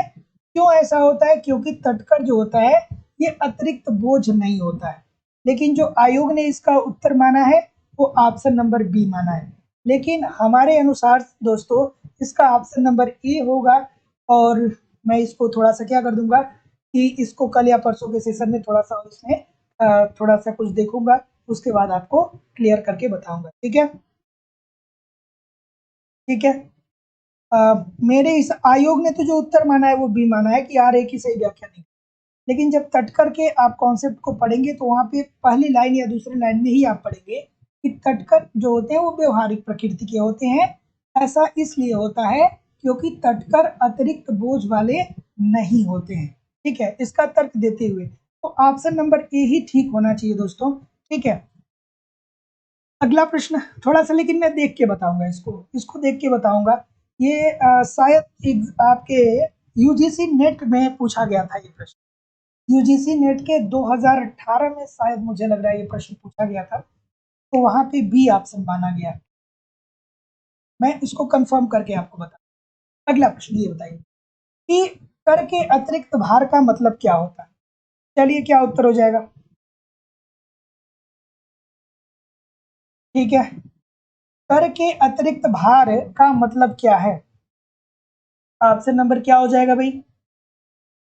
तो जैसा कि मैं देख पा रहा हूं, ये बोल रहे हैं सभी लोग इजी इजी सा प्रश्न है कि नहीं है कि कर से निवल कल्याण में आपकी क्या आ जाएगी? हानि हो जाएगी, कमी आ जाएगी। जाहिर सी बात है, जब आपके ऊपर टैक्स लगाया जाएगा तो आपकी उपभोग क्षमता कम हो जाएगी, उपभोग क्षमता कम हो जाएगी तो आपके कल्याण में कमी आएगी। बिल्कुल ठीक है भाई। अच्छा, कुछ लोगों को ये लगता होगा कि सर जी 1 रुपए 2 रुपए कर लगाने से कैसे, कौन सा निवेश पावर कम हो जाएगा, कौन सा क्या बोलते हैं कि आम जनता को तो उतना दुख नहीं होता है। ठीक है, जितना एक व्यवसायी को होता है, जितना एक उद्यमी को होता है। ठीक है, 1 रुपए या 2 रुपए इंक्रीज करने पे एक व्यवसायी को करोड़ों करोड़ों रुपए का नुकसान हो जाता है। आम जनता को तो ठीक है, थोड़ा सा बर्दाश्त कर लेता है, लेकिन उद्यमी को बहुत दर्द होता है। ठीक है, अगला प्रश्न है कि वैट लगाया जाता है किससे भैया? तो ऑप्शन नंबर सबको पता होना चाहिए कि उत्पादन तथा उपभोग के बीच प्रत्येक चरण पे। Option number D according to the question this is the right answer हो जाएगा कि वैट जो लगाया जाता है ये उत्पादन तथा उपभोग के बीच प्रत्येक चरण पे लगाया जाता है। Option number D according to the question this is the right answer. अगला प्रश्न, केंद्रीय उत्पाद शुल्क भाग है केंद्र सरकार की। अच्छा सा प्रश्न है। केंद्रीय उत्पाद शुल्क भाग है केंद्रीय सरकार की। चलिए भाई बताइए। और आज थोड़ी सी संख्या कम लग रही है, मुझे लग रहा है कि संख्या इसलिए कम लग रही है कि आज इंडिया और श्रीलंका का एशिया कप में मैच है। तो बहुत सारे लोग वैसे होंगे जो विराट कोहली पे अपने कट कर रहे होंगे, उस प्रकार के लोग मैच में आज व्यस्त होंगे। तो चलो बाद में देख लेंगे। ठीक है, चलिए इस प्रश्न का उत्तर करिए। ऑप्शन नंबर क्या होगा? इंडिया शायद बैटिंग भी कर रहा है। चलिए, इंडिया बैटिंग भी कर रहा है, अभी इसमें कोई कमेंट करके बता भी देगा कि सर स्कोर क्या हुआ है। ठीक है,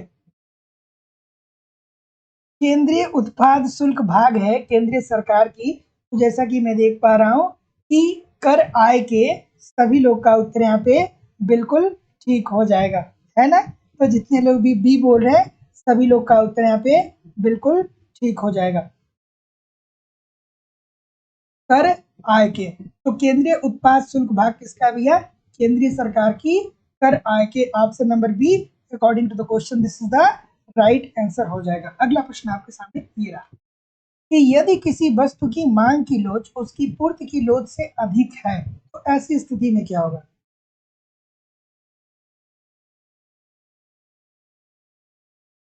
ठीक है, चलिए कि यदि किसी वस्तु की मांग की लोच उसकी पूर्ति की लोच से अधिक है तो ऐसी स्थिति में क्या होगा? क्या उत्तर होगा? बिल्कुल ठीक है, बिल्कुल सीधी सी बात। ऑप्शन नंबर क्या बोल रहे हैं भाई? बी बोल रहे हैं, बी बोल रहे हैं। तो जितने लोग भी बी बोल रहे हैं भैया, आप बहुत अच्छा बोल रहे हैं, बहुत ही सुंदर बोल रहे हैं। बी बोल रहे हैं, चलिए बताइए। ठीक है, कम पड़ेगा कि अधिक पड़ेगा? कम पड़ेगा कि अधिक पड़ेगा? इतनी गलती क्यों हो रही है यार? इतनी गलती इस प्रश्न में होने की संभावना होनी ही नहीं चाहिए। यदि किसी वस्तु की मांग की लोच उसकी पूर्ति की लोच से अधिक है, जब अधिक की बात होगी भैया तो कर भार विक्रेता की अपेक्षा क्रेता पर कम पड़ेगा, है ना? तो जितने लोग भी बी बोल रहे हैं, बी का उत्तर सभी लोग का उत्तर यहाँ पे ठीक होना चाहिए। कितने सारे लोग गलत कर रहे हैं? बहुत सारे लोग गलत कर रहे हैं। विक्रेता की अपेक्षा क्रेता पे कम होगा अगर जो लोच अधिक होगा, कम होगा तब ठीक, इसका उल्टा हो जाएगा। अगला, उत्तर प्रदेश राज्य का प्रमुख सार्वजनिक आय का स्रोत है। अब कुछ लोग इकोनॉमिक्स की पुरानी किताब पढ़े होंगे तो वो राजस्व समझ करके भूमि आगम को ऑप्शन नंबर सी टिक कर देंगे। ठीक है ना? इकोनॉमिक्स की अगर जो आप पुरानी किताब जो आज से 5 या 10 साल पहले छपी हो उसको आप पढ़े होंगे तो आप इसको क्या कर देंगे, ऑप्शन नंबर सी की तरफ बहुत आराम से जाएंगे और खुश हो जाएंगे। ठीक है, तो जितने लोग भी क्या बोल रहे हैं, ये बोल रहे हैं विक्रय कर, सभी लोग का उत्तर बिल्कुल ठीक है भैया। लगभग लगभग ये कितना है, 68% है। ठीक है, कुल आय का। तो उत्तर प्रदेश राज्य का प्रमुख सार्वजनिक आय का जो स्रोत है वो बिक्री कर है भैया। तो लगभग लगभग कितना है कुल आय का, 68%। Option number A this is the right answer हो जाएगा। उसके बाद दोस्तों बिक्री कर के बाद कौन सा आएगा? बिक्री कर के बाद दूसरा महत्वपूर्ण टैक्स कौन है राज्य सरकार का, आप मुझे कमेंट करके जरूर बताइएगा। अगला प्रश्न कि निम्न में से किसने व्यय कर लगाने का सुझाव दिया था? व्यय कर लगाने का सुझाव किसके द्वारा दिया गया? बिल्कुल ठीक है, ये तो सबको पता होगा, सबको पता होना चाहिए। बिल्कुल ठीक है। और व्यय कर से आशय क्या है भाई? व्यय कर से आशय क्या है? कभी कभी ये व्यय कर जो है ना, इसको ना पूछ करके कह देता है कि जो आप होटल में खर्च कर, होटल होटल पे जो खर्च होता है, ठीक है, फिर कह देता है ये होटल पे खर्च, ठीक है, उसके बाद कह देता है भोजन पे खर्च, फिर ये कह देता है कि शराब पे खर्च। ठीक है, तो कभी कभी ये व्यय कर को ना दे करके होटल खर्च, भोजन और शराब पर होने वाले व्यय की बात करता है। तो जितने लोग भी एक ही बात बोल रहे हैं सभी लोग का उत्तर यहाँ पे बिल्कुल ठीक है। कॉलडोर साहब ने ये कहा कि आप व्यक्ति के आय के आधार पे टैक्स न लगाइए। व्यक्ति जब व्यय कर रहा है तो व्यय के आधार पे आप टैक्स लगाइए। ठीक है, तो जितने लोग भी बी बोल रहे हैं सभी लोग का उत्तर यहाँ पे बिल्कुल ठीक होने वाला है। अगला प्रश्न कि राज्य सरकार द्वारा लगाए जाने वाला कर। चलिए भैया, राज्य सरकार के 3 टैक्स बहुत महत्वपूर्ण, मैं बार बार आपको बताता हूँ। चलिए आज फिर बता दे रहा हूँ, बताइए इस प्रश्न का उत्तर। बिल्कुल ठीक है, ठीक है। तो राज्य सरकार पर द्वारा लगाए जाने वाले दोस्तों 3 टैक्स को आपको याद रखना है। एक तो बिक्री कर, जिसको आपने देखा कि वर्तमान समय में राज्य सरकार सबसे ज्यादा आय प्राप्त करता है किससे? बिक्री से, बिक्री कर से। दूसरा जो है दोस्तों वो आपका भूमि कर है, और जो तीसरा है दोस्तों वो आपका क्या है? मनोरंजन। ठीक है, मनोरंजन। ठीक है। मनोरंजन, जब आप सिनेमा हॉल में जाते हैं मूवी देखने, तो वहां पे लगभग लगभग आपसे 33% टैक्स लिया जाता है, जो गवर्नमेंट के पास चला जाता है। ठीक है, तो जितने लोग भी बी बोल रहे हैं सभी लोग का उत्तर। और यही रीजन है कि जब किसी स्टेट में मूवी को फ्री करवाना होता है, तो जो डायरेक्टर होते हैं, जो एक्टर होते हैं, वो स्टेट के चीफ मिनिस्टर से आकर के मिलते हैं। अगला प्रश्न, कि काले धन का अर्थ क्या होता है? बताइए भैया, काला धन पे बात बहुत होती है। बिल्कुल ठीक है। काले धन का अर्थ क्या है होता है? काले धन, बिल्कुल ठीक है, सबको पता होना चाहिए। काला धन क्या होगा? कि बिना आयकर चुकाए उपार्जित धन। आप ऐसा धन है जिसको आप छिपा के रख रहे हैं, जब छिपा के रखेंगे तो जाहिर सी बात है भैया कि आप इस पे टैक्स नहीं चुकाएंगे। जब टैक्स नहीं चुकाएंगे तो यही भैया काला धन है। और काले धन को कहा जाता है कि स्विस बैंक में हमारे देश का लगभग लगभग 90% जो काला धन है वो स्विस बैंक में। क्यों भैया स्विस बैंक में क्यों है? क्योंकि स्विस बैंक में आपको एक लॉकर मिलता है। इस लॉकर में आपको क्या करना पड़ता है? आपको अपना पैसा लेकर जा करके जमा कर देना है। बाद में इस लॉकर को लॉक करके और चाबी आपको क्या करने मिल जाती है दोस्तों। तो इसमें जो स्विस बैंक है ये आपके पैसे के की गिनती नहीं करता है, ये आपको चाबी देगा, आप खुद जमा करिए खुद निकालिए। ठीक है, तो भैया उसके स्विस बैंक के पास कोई आंकड़ा ही नहीं होता है। जितने लोग भी ए बोल रहे हैं सभी लोग का उत्तर बिल्कुल ठीक है। अगला प्रश्न, कि न्यूनतम वैकल्पिक कर निम्नलिखित में से किस पर लगाया जाता है? अच्छा सा प्रश्न है, इस प्रश्न का उत्तर करिए कि न्यूनतम वैकल्पिक कर निम्नलिखित में से किस पर लगाया जाता है? ऑप्शन नंबर जैसा कि मैं देख पा रहा हूँ, तो भाई इजी सा प्रश्न है, यहाँ पे रुकने की कोई जरूरत नहीं है। जितने लोग भी क्या बोल रहे हैं? सी बोल रहे हैं। जितने लोग भी सी बोल रहे हैं सभी लोग का उत्तर बिल्कुल ठीक है कि फर्म के लेखा में अंकित लाभ पर लगाया जाता है। तो न्यूनतम वैकल्पिक कर निम्नलिखित में से किस पर लगाया जाता है? तो फर्म के लेखा में अंकित लाभ के ऊपर लगाया जाता है। ऑप्शन नंबर सी इसका राइट आंसर हो जाएगा। अगला प्रश्न आपके सामने बहुत महत्वपूर्ण प्रश्न है कि निम्नलिखित में से कौन सा एक संघीय सरकार के संसाधनों से संबंध रखता है? और दोस्तों लाइव स्टडी इलाहाबाद के मोबाइल एप्लीकेशन पे आपकी इकोनॉमिक्स की दूसरी क्लास चल रही है। यहाँ पे यूपी टीजीटी पीजीटी के लिए अलग बैच है, झारखंड टीजीटी पीजीटी के लिए अलग बैच है। और दोस्तों मैं आपसे जिम्मेदारी और विश्वास से कह रहा हूँ कि जितना कंटेंट मेरे द्वारा दिया जा रहा है ईमानदारी से जैसे जैसे मैं कर रहा हूँ उसको करते रहिए, कहीं से कुछ छूटने वाला नहीं है। दोस्तों एप्लीकेशन पे ए टू जेड इकोनॉमिक्स के सारे कॉन्सेप्ट पढ़ाए जा रहे हैं, जिससे आप कॉन्सेप्ट पढ़ लेंगे तो ऑब्जेक्टिव क्वेश्चन को सॉल्व करने में आपको आसानी होगी। ए टू जेड इकोनॉमिक्स के सारे नोट्स भी आपको दिए जा रहे हैं, बहुत सारे टेस्ट सीरीज दिए जा रहे हैं। टेस्ट सीरीज को एटलीस्ट वन टेस्ट को रोज वहाँ पे अटेम्प्ट करिए। वहाँ पे आपको प्रीवियस ईयर पेपर दिए जा रहे हैं, प्रीवियस ईयर पेपर को अटेम्प्ट करिए। करंट आपका कवर करा दिया जाएगा। झारखंड टीजीटी पीजीटी वाले बैच में झारखंड टीजीटी पीजीटी स्पेशल भी करा दिया जाएगा। सब कुछ दोस्तों मेरे द्वारा आपको प्रोवाइड किया जा रहा है, बस ईमानदारी से एप्लीकेशन पे बने रहिए, यूट्यूब पे प्रैक्टिस करते रहिए। एडमिशन ओपन है, एडमिशन की फीस 2000 रुपये दोस्तों। 2000 रुपये आपको इस नंबर पे पेमेंट करना होगा, गूगल पे, फोन पे या पेटीएम के माध्यम से, और इसका स्क्रीनशॉट आपको इसी व्हाट्सएप नंबर पे सेंड करना होगा। कोई भी इंक्वायरी होगी तो इस नंबर पे कॉल या व्हाट्सएप मैसेज कर सकते हैं। ठीक है, चलिए, कि निम्न में से कौन सा एक संघीय सरकार की बात कर रहा है? भैया संघीय सरकार की बात कर रहा है, तो भैया इजी सी बात है, आयकर, इनकम टैक्स, सीमा शुल्क और निगम कर, ये किसके अंतर्गत आते हैं भैया? ये केंद्र सरकार के अंतर्गत आते हैं। तो जितने लोग भी डी बोल रहे हैं सभी लोग का उत्तर यहाँ पे बिल्कुल ठीक हो जाएगा। संघीय की बात कर रहा है, तो जो लोग सी कर रहे हैं ये बिक्री कर भैया ये राज्य सरकार का है ना? तो option number D according to the question this is the right answer यहाँ पे हो जाएगा। अगला प्रश्न,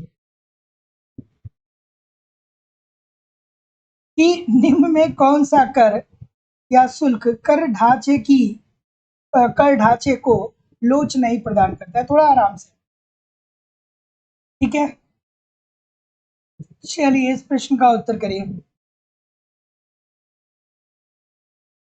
ऑप्शन नंबर, कि निम्न में से कौन सा कर या शुल्क कर ढांचे को लोच नहीं प्रदान करता है?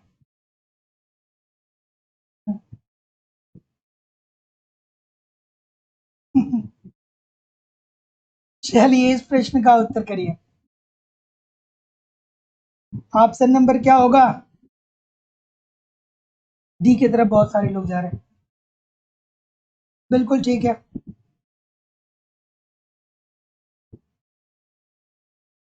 बिल्कुल ठीक है। बी बोल रहे हैं या डी बोल रहे हैं? तो देखिए दोस्तों, निगम कर जो है ये राइट आंसर माना गया है लोक सेवा आयोग के द्वारा। ठीक है, तो इस बात को ध्यान रखिएगा कि आप जब लोक सेवा आयोग का एग्जाम देने जाएं तो आप ऑप्शन नंबर क्या करिएगा? बी करिएगा। तो निम्नलिखित में से कौन सा कर या शुल्क कर ढांचे को लोच नहीं प्रदान करता है? तो निगम कर option number B, this is the right answer. वैसे आप डी की तरफ जा सकते हैं। ठीक है, ठीक है। अगला प्रश्न, विशिष्ट शुल्क। विशिष्ट शुल्क क्या होता है बताइए मुझे, बहुत बार मैंने आपको बताया। ठीक है, लोक सेवा आयोग ने इसे निगम कर माना है। अगला प्रश्न, निम्नलिखित में से कौन सी समिति ने चुंगी कर की जगह टर्न ओवर टैक्स का सुझाव दिया? अच्छा सा प्रश्न है।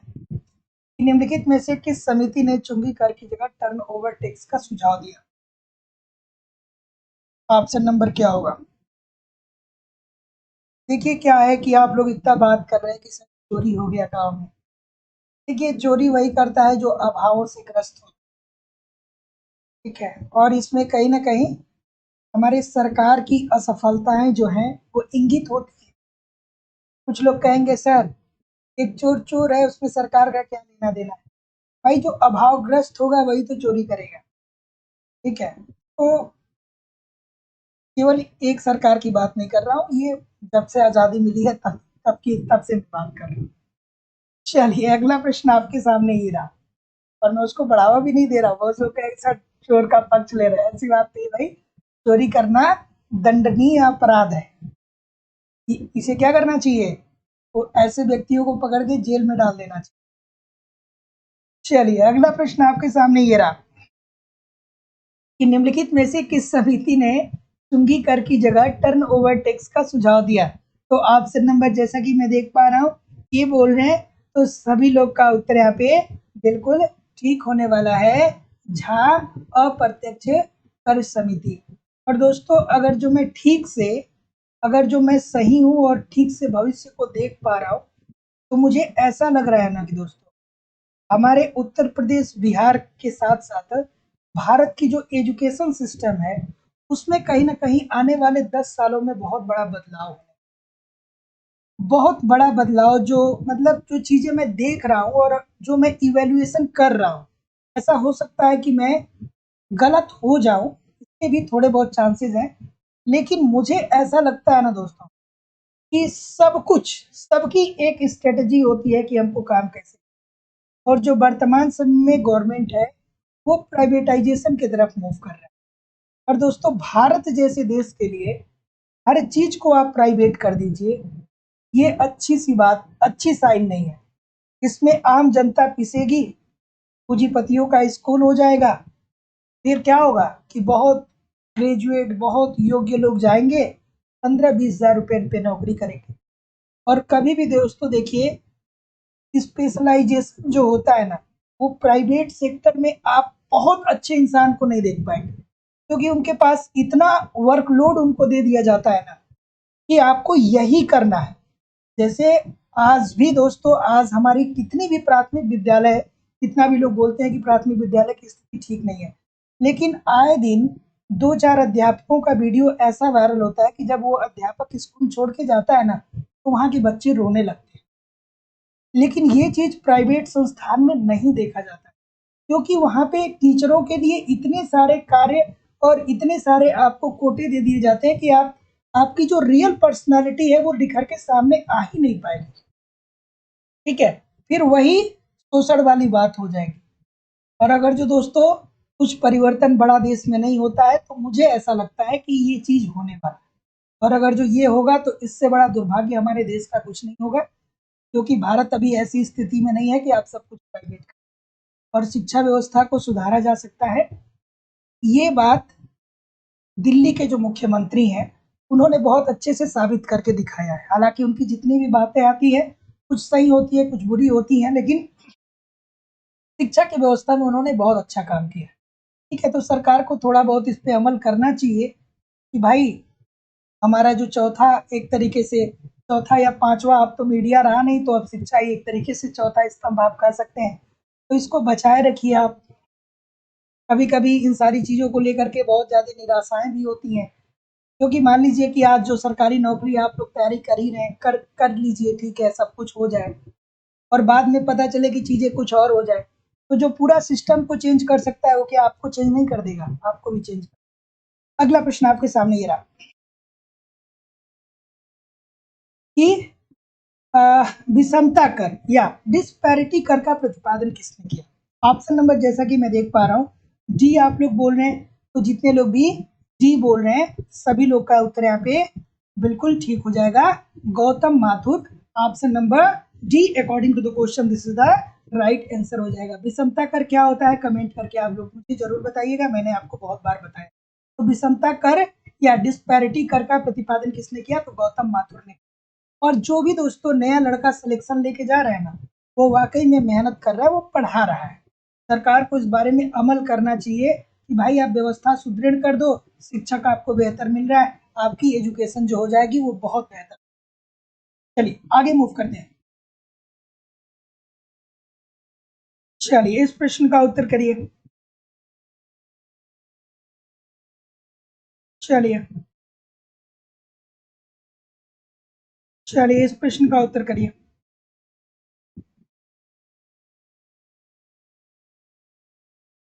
कि रैमसे का नियम के लिए निम्नलिखित में से एक सही क्या है?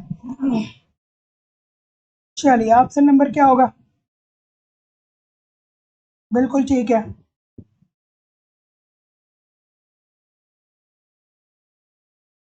चलिए ऑप्शन नंबर क्या होगा? ठीक है, कि रैमसे का नियम के लिए निम्नलिखित में से एक सही है। क्या सही है भाई? तो जैसा कि मैं देख पा रहा हूँ कि सी आप लोग का उत्तर आ रहा है कि उन आगतों तथा निर्यातों पर भारी कर जिसकी पूर्ति क्या होती है? बेलोचदार होती है। Option number see this is the right answer हो जाएगा। रेमसे का नियम क्या व्यक्त करता है दोस्तों कि उन आगतों तथा निर्गतों पर भारी कर जिसकी पूर्ति क्या होती है? बेलोचदार होती है। Option number C according to the question this is the right answer हो जाएगा। अगला प्रश्न, अभिकथन दिया गया है और तर्क दिया गया है। अभिकथन तर्क दिया गया है, आराम से इस प्रश्न का उत्तर करिए।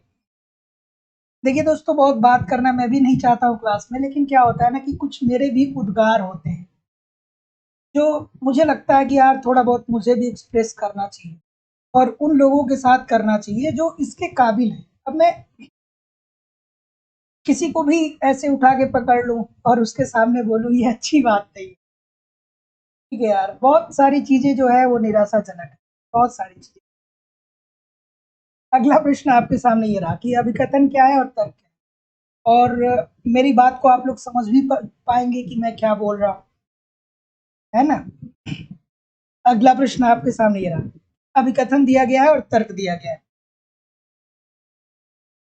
बिल्कुल ठीक है। ऑप्शन नंबर जैसा कि मैं देख पा रहा हूँ, बी बोल रहे हैं। और कोई भाई? बी के अलावा? बी के अलावा कोई और? ए की तरफ कुछ लोग जा रहे हैं। तो फ्रीडमैन का तर्क है कि मुद्रा मांग फलन एक अस्थाई फलन है। क्या ये ठीक है? ठीक है। ठीक है। ऑप्शन नंबर क्या आ रहा है? ठीक है, फ्रीडमैन का तर्क है कि मुद्रा मांग फलन एक अस्थाई फलन। और दूसरा है दोस्तों कि फ्रीडमैन मुद्रा को एक प्रकार की परिसंपत्ति मानते हैं जिसमें संपदा धारक अपनी संपदा का एक भाग रख सकते हैं। ठीक है, तो जितने लोग भी यहाँ पे बी बोल रहे हैं, सभी लोग का उत्तर यहाँ पे बिल्कुल ठीक है भैया, कि ए और आर बातें दोनों ठीक है, किंतु आर ए का सही व्याख्या नहीं कर रहा है। ठीक है, तो फ्रीडमैन का तर्क है कि मुद्रा मांग फलन एक अस्थाई फलन है, ये बात बिल्कुल ठीक है। फ्रीडमैन मुद्रा को एक प्रकार की परिसंपत्ति मानते हैं जिसमें संपदा धारक अपनी पसंद का एक भाग रखते हैं, तो ए और आर दोनों सही है, लेकिन आर ए की व्याख्या नहीं करता है। अगला, चलिए इस प्रश्न का उत्तर करिए। नहीं नहीं नहीं, ऐसा कुछ नहीं है। मैं केवल केवल मैं ब्लाइंडली किसी का विरोध भी नहीं करता। जैसे देखिए, परिवहन पे अर्थात सड़क पे इस गवर्नमेंट ने जो काम किया है वो पिछले 70 सालों में जो पिछली गवर्नमेंट थी वो नहीं कर पाई। तो सड़क के क्षेत्र में इन्होंने बहुत बेहतरीन काम किया है जो सराहनीय है। ठीक है। उसके बाद दोस्तों, जो डिजिटल इंडिया बनाने का इन्होंने प्रयास किया, ये बहुत सराहनीय है। ठीक है। इससे लाखों करोड़ों लोग को रोजगार भी मिला है। ठीक है। तो जो बातें सही है वो सही है, जो बातें गलत है वो गलत है, और क्या। अगला, निम्नलिखित में से यह किसका तर्क है कि केन्स का अनैच्छिक बेरोजगारी के साथ संतुलन का सिद्धांत सामान्य संतुलन मॉडल जिसमें मुद्रा भी शामिल है का विशेष मामला है। तो जैसा कि मैं देख पा रहा हूँ, डी आप लोग बोल रहे हैं, जॉन पेटी निकन की, सभी लोग का उत्तर यहाँ पे बिल्कुल ठीक हो जाएगा। Option number D according to the question. ठीक है, D this is the right answer हो जाएगा। तो निम्नलिखित में से यह किसका तर्क है कि केन्स का अनैच्छिक बेरोजगारी के साथ संतुलन का सिद्धांत सामान्य संतुलन मॉडल में सामान्य संतुलन मॉडल जिसमें मुद्रा भी शामिल है का विशेष मामला है। तो जॉन पेटिनिकन का ऑप्शन नंबर क्या हो जाएगा? D this is the right answer. अगला प्रश्न आपके सामने रहा। थोड़ा सा क्लास पे कंसंट्रेट करते हैं, आज बातें बहुत ज्यादा हो गई। क्लास पे थोड़ा सा कंसंट्रेट करते हैं। चलिए अगला प्रश्न आपके सामने ये रहा। अभिकथन है, तर्क है। आराम से इस प्रश्न का उत्तर कर दीजिए भैया। ठीक है, चलिए ऑप्शन नंबर जैसा कि मैं देख पा रहा हूं,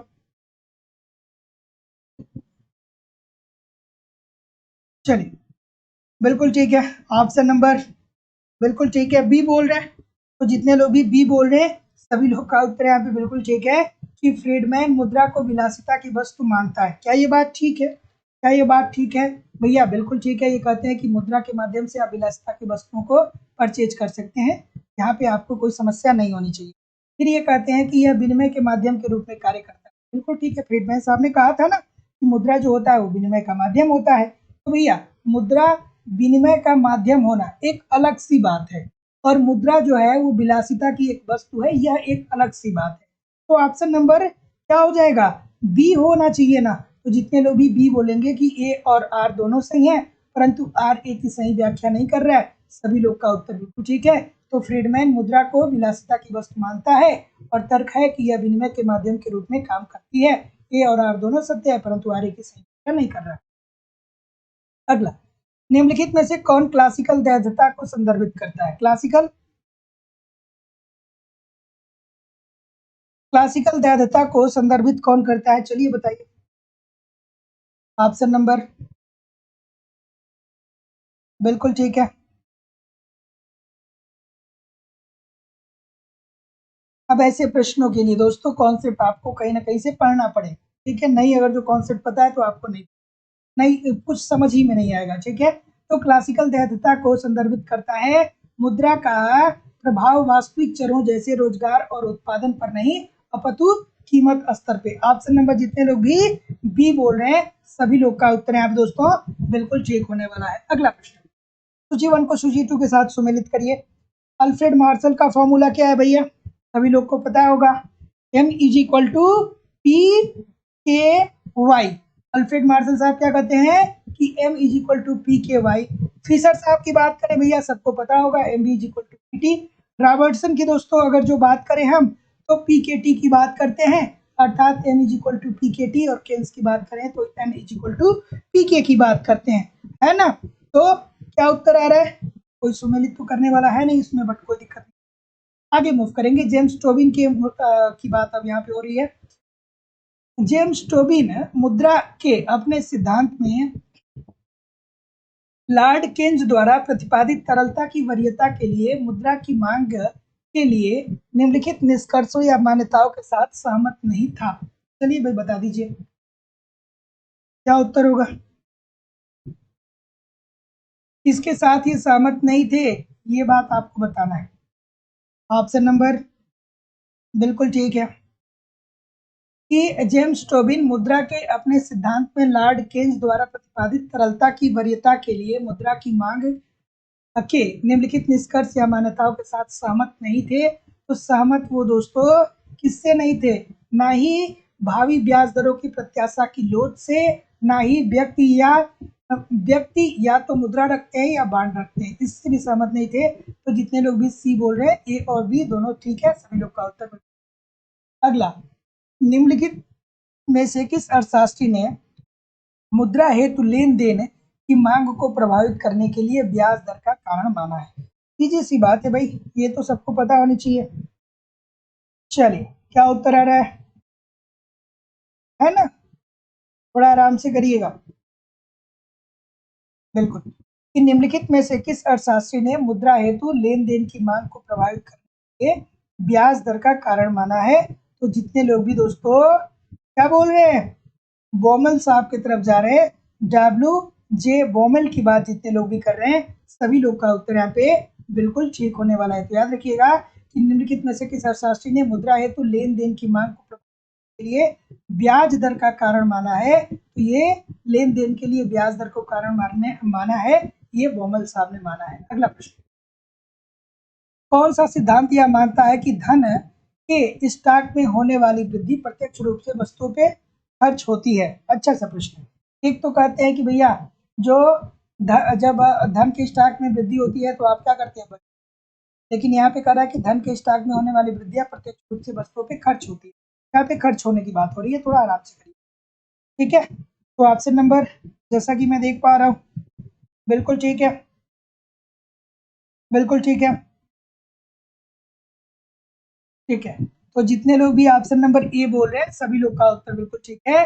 धन की मात्रा का सिद्धांत, धन की मात्रा का सिद्धांत कहता है कि धन के स्टॉक में होने वाली वृद्धि प्रत्यक्ष रूप से वस्तुओं पे क्या हो जाएंगी, खर्च हो जाएंगी। धन का स्टॉक आपके पास बढ़ रहा है तो आप क्या करेंगे कि वस्तुओं पे खर्च करेंगे, ठीक है? तो ऑप्शन नंबर क्या हो जाएगा, ये this is the right answer हो जाएगा। अगला, ये प्रसिद्ध समीकरण M is equal to P K Y में के निम्नलिखित में से किसके लिए है? चलिए भैया बताइए, ऑप्शन नंबर क्या हो जाएगा?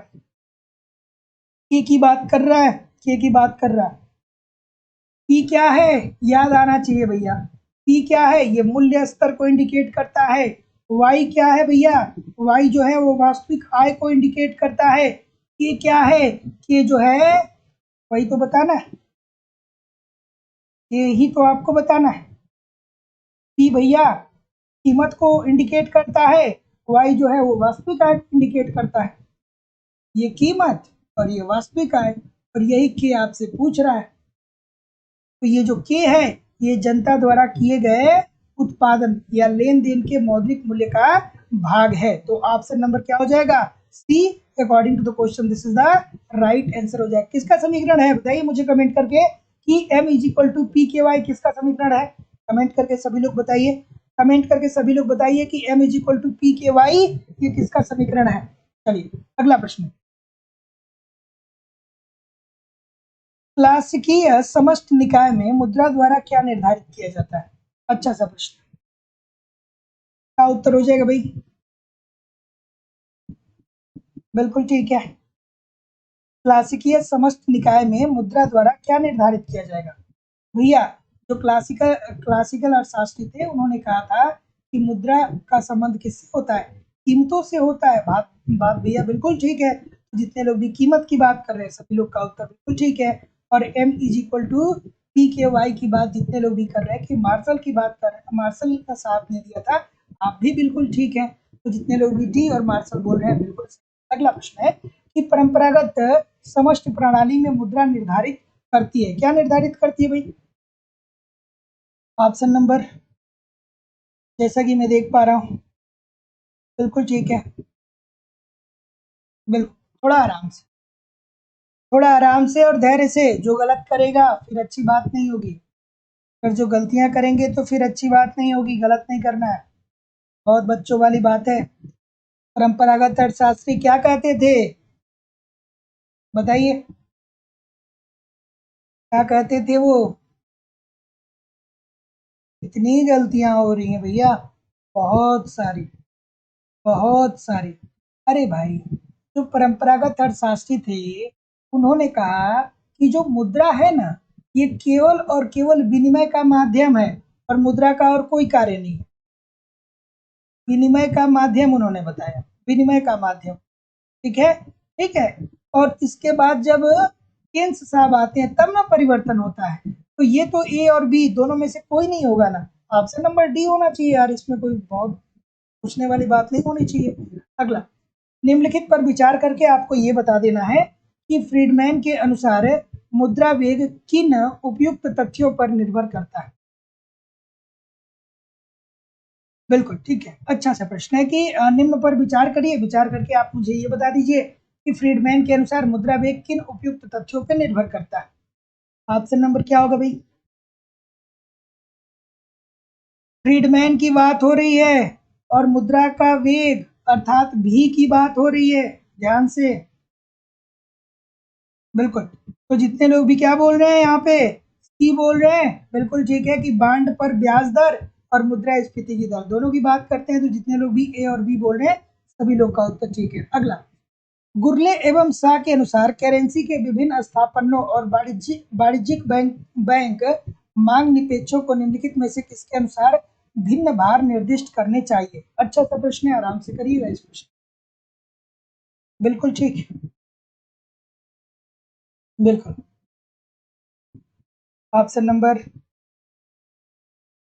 बी बोल रहे हैं, बिल्कुल। तो कॉन्सेप्ट पढ़ेंगे दोस्तों तो आपको पता चलेगा जब गुरले वंशा साहब को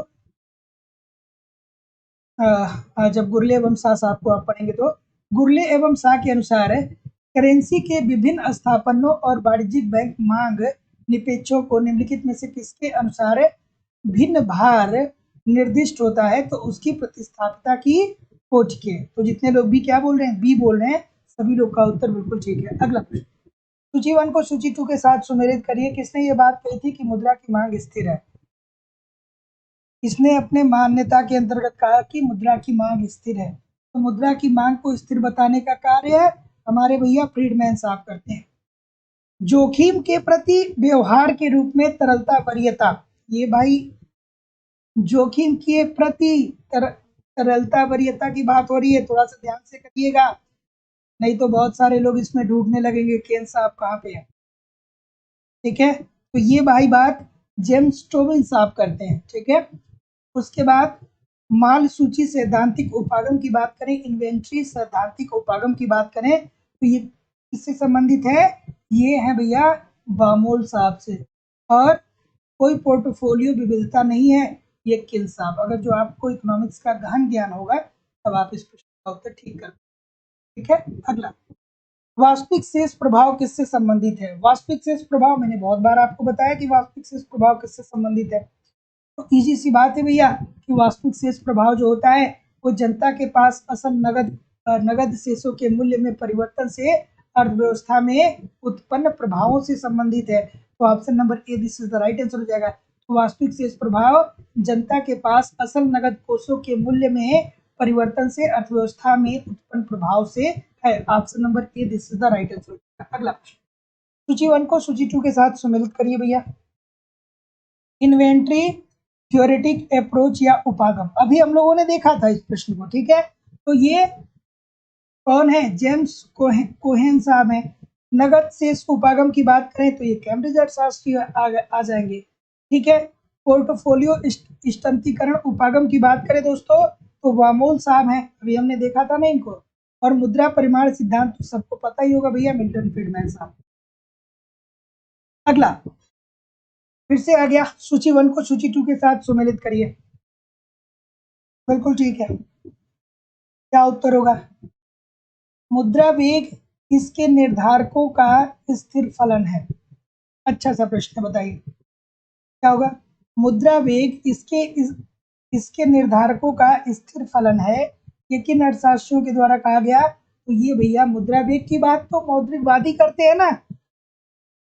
ठीक है, वी की बात तो मौद्रिकवादी ही करते हैं, इसमें फ्रीडमैन साहब आते हैं। मुद्रा वेग और इसके निर्धारकों का अस्थिर फलन होता है, ये किसने कहा? ये भैया किन्सवादी विचारधारा बोलता है। और मुद्रा वेग अस्थाई फलन होता है और यह आय तथा ब्याज दरों पर निर्भर नहीं होता है। ये क्लासिकल अर्थशास्त्र का बात बिल्कुल ठीक है। अगला, किंसवादी अर्थव्यवस्था के संबंध में निम्नलिखित में से कौन सा कथन सत्य नहीं है? चलिए भाई बता दीजिए। बिल्कुल ठीक है। किंसवादी अर्थव्यवस्था के संबंध में निम्नलिखित में से कौन सा कथन सत्य नहीं है? तो जैसा कि मैं देख पा रहा हूँ, क्या उत्तर आ रहा है? बिल्कुल ठीक है, डी की तरफ बहुत सारे लोग जा रहे हैं। तो जितने लोग भी डी बोल रहे हैं कि समग्र आपूर्ति अनुसूची ऊर्ध्वाधर होती है और उत्पादन तथा रोजगार पूर्तियां आपूर्ति से निर्धारित होता है। नहीं भैया, ये पूर्तियां आपूर्ति से निर्धारित नहीं होता है। तो किंसवादी अर्थव्यवस्था के संबंध में निम्नलिखित में से कौन सा कथन सत्य नहीं है? तो समग्र आपूर्ति अनुसूची ऊर्ध्वाधर होती है और उत्पादन तथा रोजगार पूर्तियां आपूर्ति से निर्धारित होते हैं। मतलब अकॉर्डिंग टू द क्वेश्चन सही उत्तर है। अगला प्रश्न है कि मुद्रा के लिए विनिमय मांग हेतु स्टॉक सूची सिद्धांत दृष्टिकोण का प्रतिपादन किसके द्वारा किया गया? ये तो बहुत इजी सा प्रश्न आ गया भाई। ठीक है, फिर चलिए बताइए, फ्रीडमैन होंगे। कितने लोग सहमत हैं फ्रीडमैन साहब के साथ? ठीक है, फ्रीडमैन से कितने लोग सहमत हैं बताइए मुझे। ऑप्शन नंबर, बिल्कुल ठीक है।